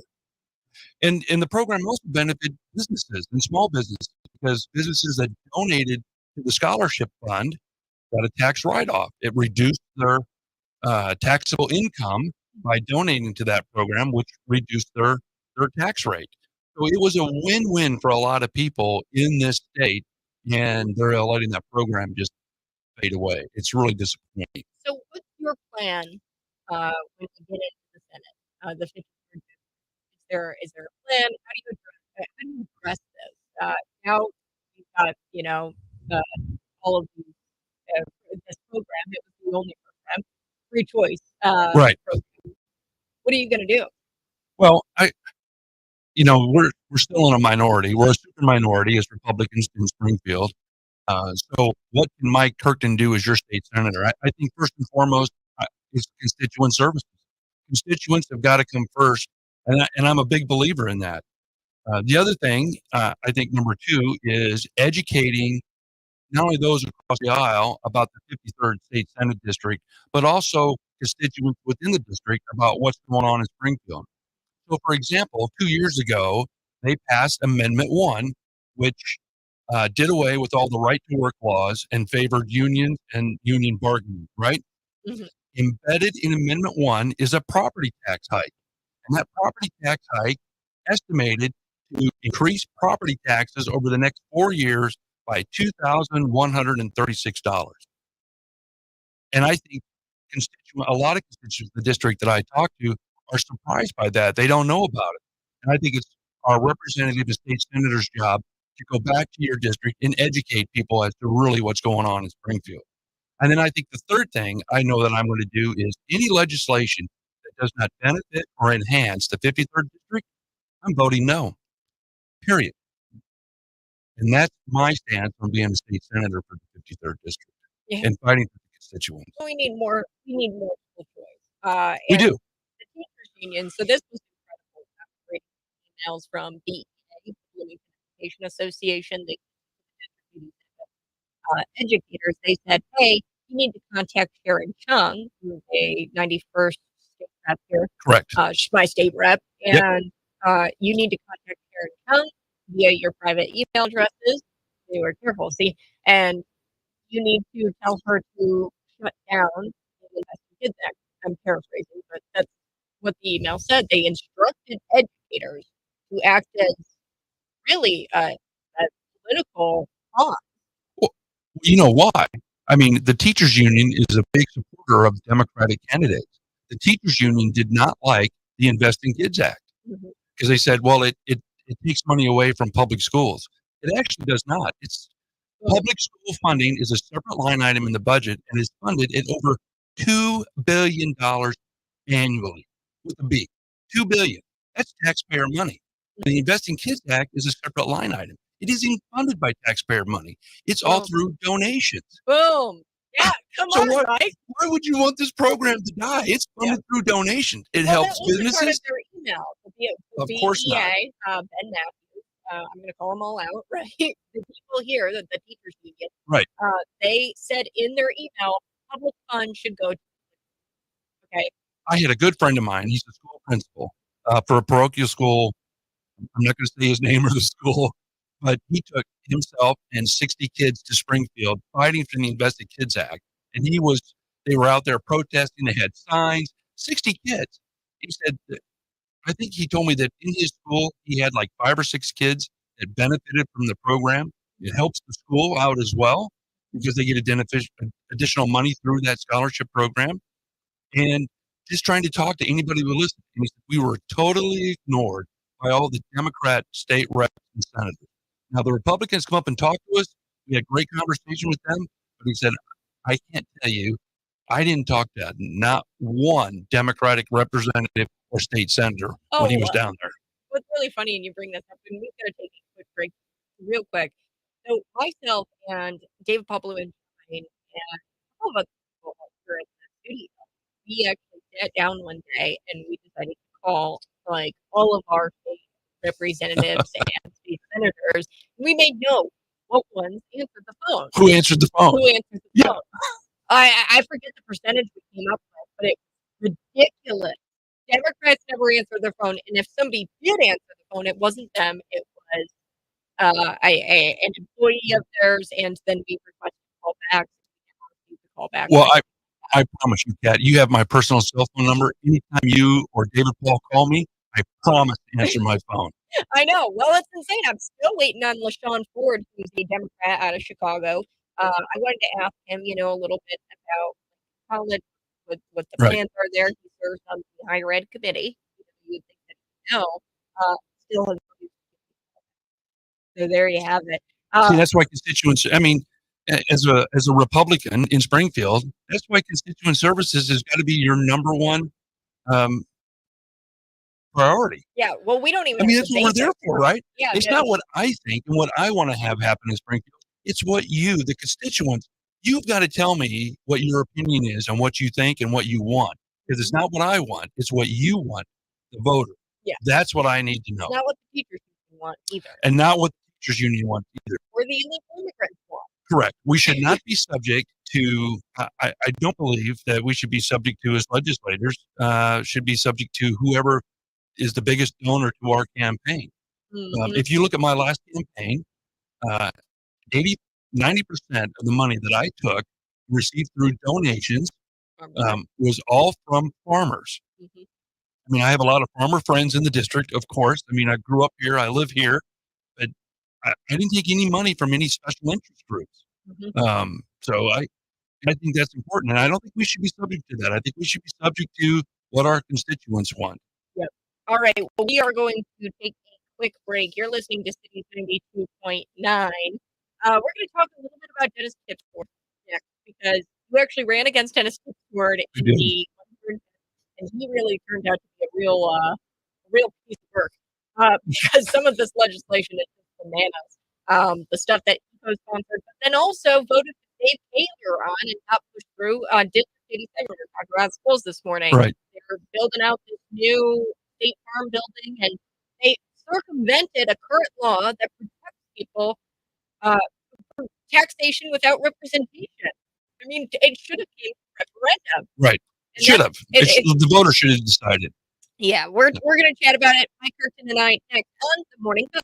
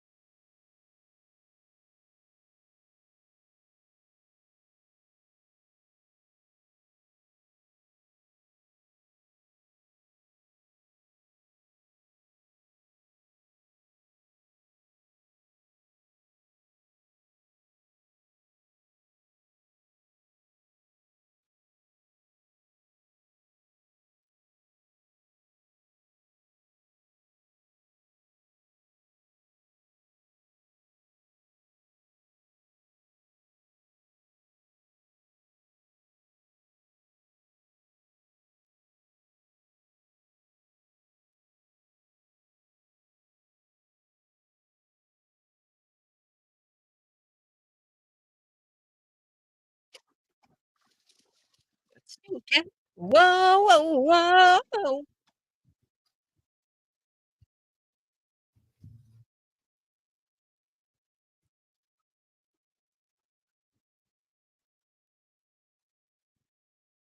Good morning. This is the Morning Buzz. Thanks so much for tuning in. I so do appreciate Cities 92.9. Mike Kirkton joining me in studio. We've got a few things that I want to chat about this morning.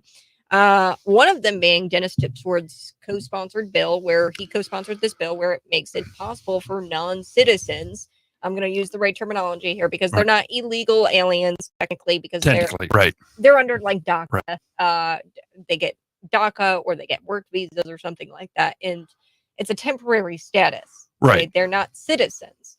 But he made it to where non-citizens are now going to be able to become police officers and have arresting powers over citizens. And I think Senator Chapin Rose spoke out against this and how it's actually unconstitutional and he did. violation of the federal law.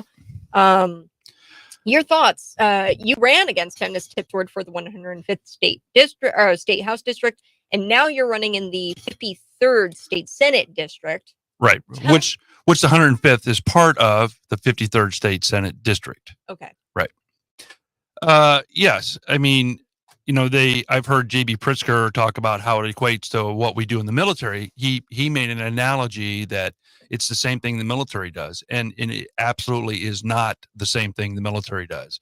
Because I've worked with individuals, part of that program while I was in the military, and before I retired. So, for example, there are, I think, 3 or 4 requirements that they have to meet. One, you have to come here legally and have a work visa or a green card to even apply. 2, they are limited, severely limited on what specialty skills that they can work within the military, whether it be the Army, Navy, Air Force, and Marine. So anything that requires classified documentation or classified equipment, they cannot be part of that skill set. They can't do that. So it's very limited on what they can actually do. And they're on a non-deployable status, I do believe.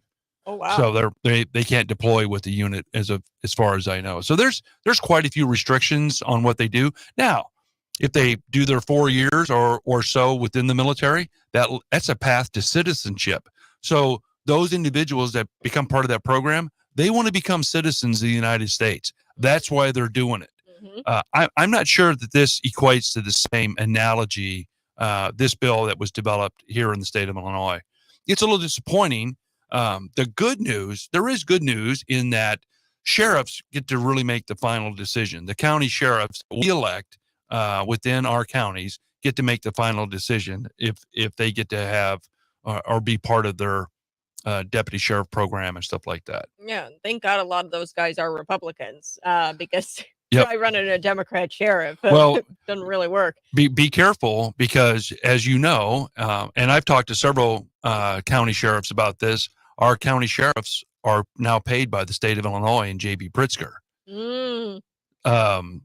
They last year or 2 years ago in July, your county sheriff is now paid by the 8% of their pay, and their pay is determined by the state of Illinois. So when I was on the Livingston County Board and on the Finance Committee, we established what our sheriff's pay was. We were the county's elected officials, and taxpayer money. With taxpayer money, we established and we determined what the sheriff's pay is. No longer. The state of Illinois now determines it, and the state of Illinois will tell you how much that county sheriff should be paid. I believe, and I've been told this by several individuals, I believe that this governor no longer wants county sheriffs to be elected by the citizens of that county. He wants to appoint them. And I think that's a scary, scary thing because he's going to appoint sheriffs that he is paying back for help to get elected and not elected and determined by the folks of that county. And Mike, I say this all of the time. People are very simple. He was not happy that 102, I think, of these 102 counties, a lot of county sheriffs spoke out against things like his assault weapon ban. Correct. They did. Out against the Safety Act. A lot of sheriffs were not A lot of county state's attorneys, a lot of district Right. attorneys, they were like, no way, Right. we're not doing this. This is making our jobs impossible. And he doesn't like that. So, wow, that's kind of incredible. You know, and I think we're truly blessed to have sheriffs like Sheriff Matt Lane in McLean yeah. County, Sheriff Ryan Baum in Livingston County. Those two sheriffs have endorsed me to be state senator. So I'm going to mention them by name, but I know both of those gentlemen. They have integrity beyond belief, and I support them, and they are supporting me. So we're pretty blessed to have some fairly quality county sheriffs right now that we elected. And I've talked to them about this. I don't begrudge them the pay. They're making more money, and I don't begrudge them that. But it's not decided by the elected officials that the folks, voters of that county elected to determine that. Yeah. And it's kind of a slap in the face. It's like, oh, I'm going to buy my way out of this. I'm going to buy my way into these counntys by paying off their sheriffs. It's very mob like. You know what I mean? It feels very icky. Yep. But Dennis Tipsword. So I want to get back to this piece of legislation. One thing that concerns me with it is these illegal immigrants or asylum seekers, which don't even get me on that. People are calling them asylum seekers. Asylum seekers is a very specific definition, and none of these people, I'm sure, if I got a chance to go interview these Venezuelans who are in Chicago right now, I mean, we're looking at 30,000. But isn't Chicago a sanctuary city? Yes. Yeah. Right. Who determined that? They're a sanctuary city. So, yeah. Yeah, they're a sanctuary city. Actually, here, we are a sanctuary city, Bloomington. We are a sanctuary city. I did not know city. that. Yes. That's news to me. I did not know that. And in fact, now there was a Senate bill, and I don't want to go too far off the rails here, but there was a Senate bill, and I'm pretty sure it became law, where non-citizens are going to be able to vote in our municipal elections. Which is, I'm pretty sure it's law. I got to look into it. I know that there was a Senate bill, and I know that they were looking into that. And I saw, like you, that was on Fox News, I think several days ago, where Speaker Mike Johnson was talking to the chairman. Was it Senator Nadler? Is that right? Nadler. Yep. He's from New Jersey. Yeah. Mm-hmm. And he said, yeah, we're allowing illegal non-citizens to vote in municipal elections. Yep. And I don't know what to say. I mean, I just think that's crazy that you would even want that. Clearly, it's part of the Democrat program, in my opinion. It's part of the Democrat program to keep more Democrats in office. Oh yeah. They're trying to secure a voting base, right? A voter base. You said it much better than I did. Thank you. Yeah, no, they're trying to secure this voter base. And it's concerning because, he actually mentioned Speaker Mike Johnson. He mentioned Illinois, and he didn't mention, obviously, Bloomington by name, but there was talk. I mean, this is deliberate, right? So it was like 2021 when our Bloomington City Council declared us like some sort of sanctuary city where we, as a city, will not work with the feds or work with ICE to deport individuals. So they are a sanctuary, we are a sanctuary city where we can't deport individuals and work with the federal or with ICE if they want to deport people here. So we started that in 2021. We're inching closer and closer to getting non-citizens to vote. And now they're saying in municipal elections. And people will argue, they're like, well, Kat, they're taxpayers. Shouldn't they get a chance? Taxation without representation, which I don't even think is... Explain this to me, because I didn't even know. I don't know if I can. How can they be a taxpayer? I mean, they pay, sales tax when they buy goods, stuff like that, but they're not, as far as I know, I would be surprised they're not, paying rent, but they're not paying property tax. Yes. The owner of the building that's the renter, not the rentee, they're paying the property tax. So I'm not sure I agree that, taxation without representation, because they're not citizens. They're not paying property tax. And I could be wrong. I don't know enough about it. I don't know that. And that's and I would love to see somebody in Senate who could get in there and wants to know what's going on behind these closed doors, because absolutely. It feels deliberate. I mean, we're looking at $9,000 in Chicago money given to these illegal immigrants, which is where I wanted to take this conversation. In Chicago, $9,000 they hand each per illegal immigrant. But yet this country has a national disaster in Hawaii, and those citizens that own those homes were given what, $700 Mhm. Uh, Per family. per family? Per Per family. family. Yeah. Yep. Yeah. So that's, and not to mention, you're a veteran. Thank you for Right. your service, by the way, and Thank happy you. Veterans Day, belated. But not to mention the veterans. So I've talked about it before, the money that we're spending overseas for the conflicts in the war, Ukraine-Russian war. I mean, it's $135 billion. Right. People have done the math on this. You could Right. give every single veteran in this country $2 million each with that amount of money. You could make veterans millionaires overnight if you wanted to with Right. that kind of money. Just think you could have 60 border walls, with that kind of money. Yeah, I did hear an analogy from somebody that said, with the amount of money we've given Ukraine, for example, we could have built 5 border walls. Mm-hmm. Yeah. Or built a border wall 5 times over, I think is the amount of money. Yeah. Yeah, I'm really kind of concerned, and I think you're right. It's about being a voice for constituents in Springfield, asking questions and kind of shining a light on these dark areas. I talked a little bit ago about, the property tax that was embedded in Amendment 1. Mm-hmm. I mean, we're the only state other than California that not only has a motor fuel tax, but we have a motor fuel sales tax. And that motor fuel sales tax is tied to inflation. So, for example, Social Security this year, or at least I should say not Social Security, but my retirement pay, we're going to get a COLA, cost of living increase in January. I think it was at 3.25%. We haven't had one or received a COLA in 9 years on retirement pay. It doesn't do me much good because last January and this January is predicted to be inflation is predicted to be over 8%. So that 3.25 COLA that I was supposed to receive, really, I'm already 5% in the hole. There you have it. And, these are the conversations that I think constituents care about. Right. We do have to take a break. I do want to bring this up because it didn't go away. This was a DACA recipient, Gabriel Calixto.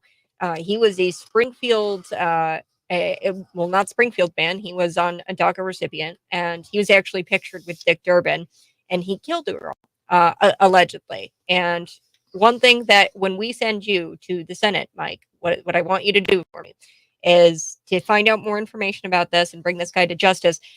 We're going to be back. I want to tell you about this story. I don't know if you've heard about it. I have not. But I'll tell you about it. And this is one thing that I want our legislators, Senate, state representatives. I need somebody to care because I've called the Springfield police and nobody cares. I want to know where this guy's at because apparently he's at large, got away with stabbing this young girl. She was a Democrat, actually, activist. And he got away with it. And Nikki Budzinski, she actually got out there and she was talking on the floor. And I mean, it's shocking that this story went away and nobody's covered it. But this is a DACA recipient, a non-citizen, as Governor J.B. Pritzker would call him, who could possibly have been, a police officer and had access to guns and used those against this girl. We're back next on The Buzz.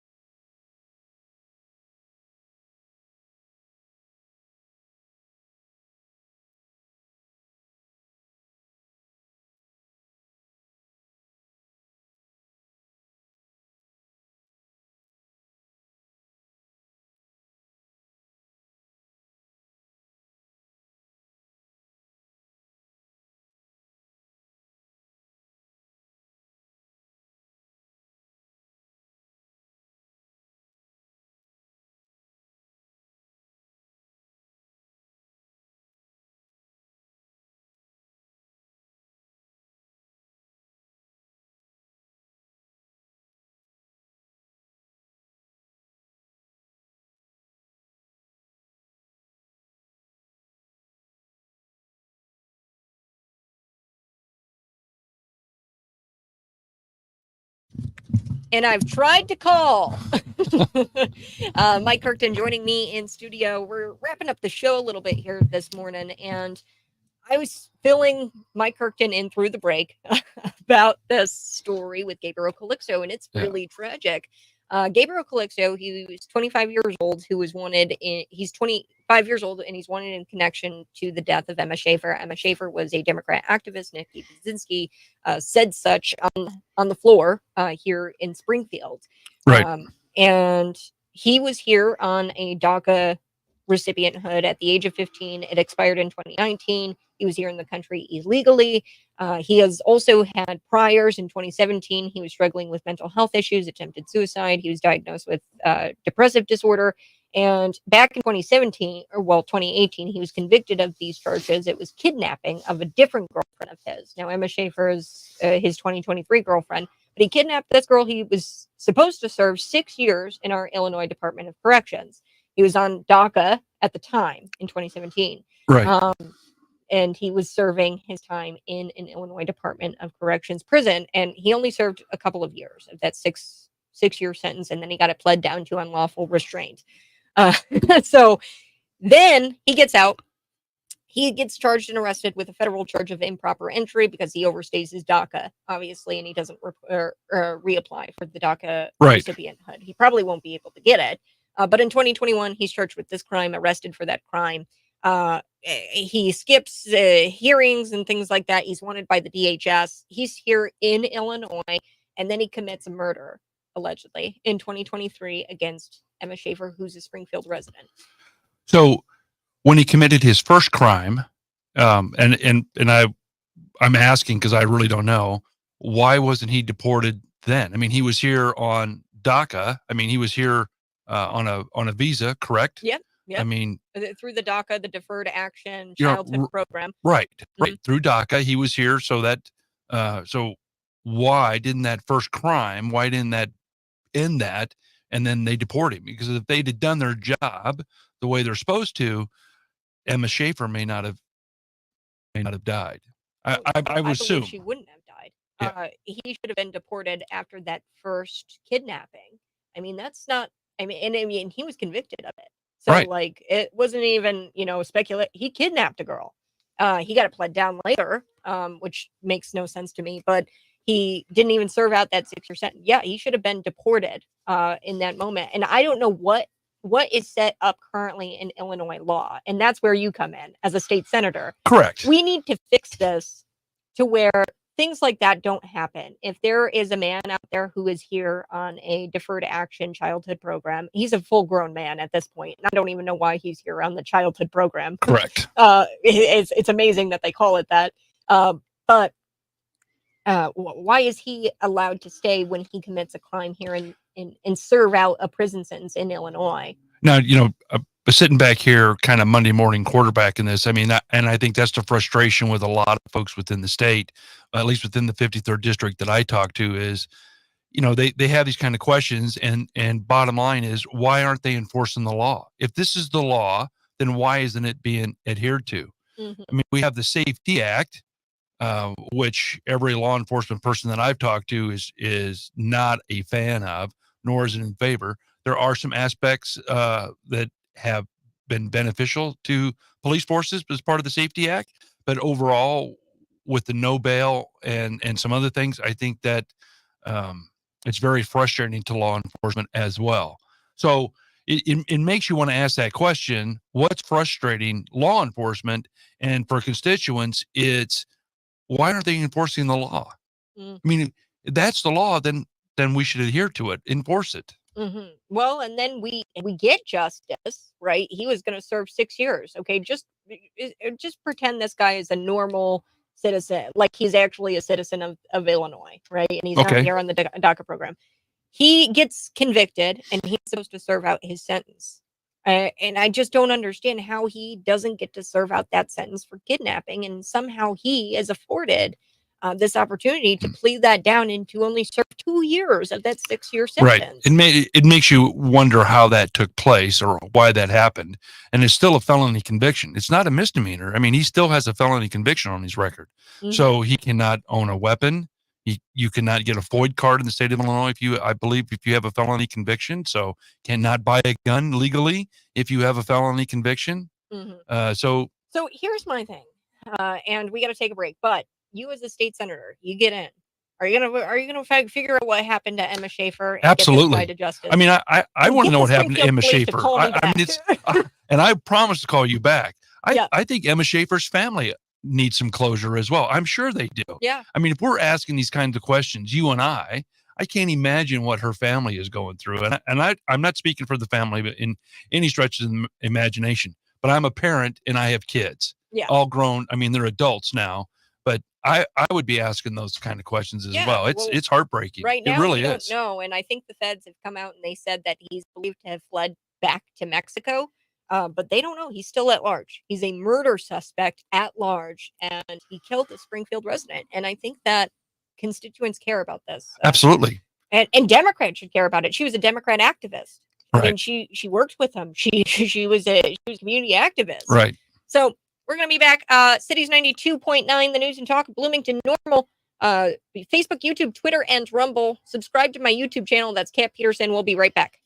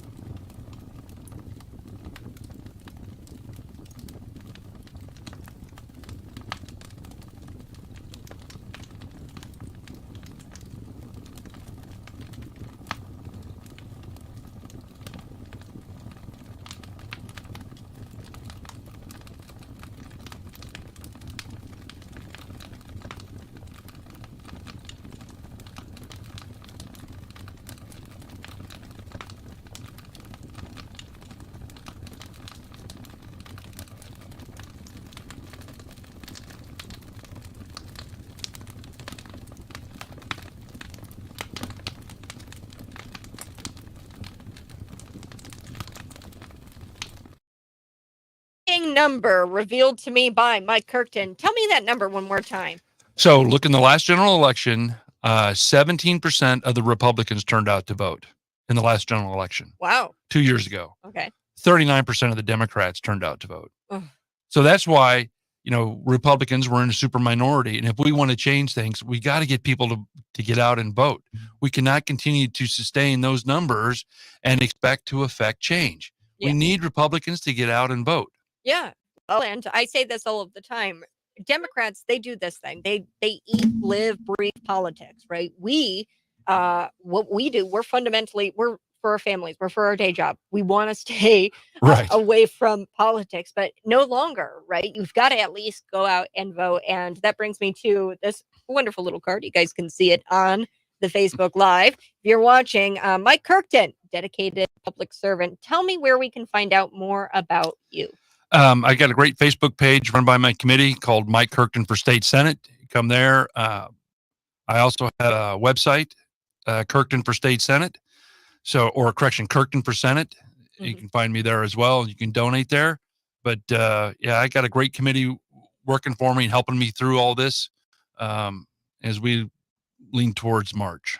Wonderful. Well, folks, that's going to do it for us here on Cities 92.9. Mike, thanks for joining me here in the 8 o'clock hour. Thank you, Kat. All right, we'll be back tomorrow morning, 6 a.m. to 9 a.m., bright and early. We'll be back, and then Glenn Beck is up after me, Dan Bongino, Sean Hannity. You guys have a great rest of your day. Bye-bye. I love you.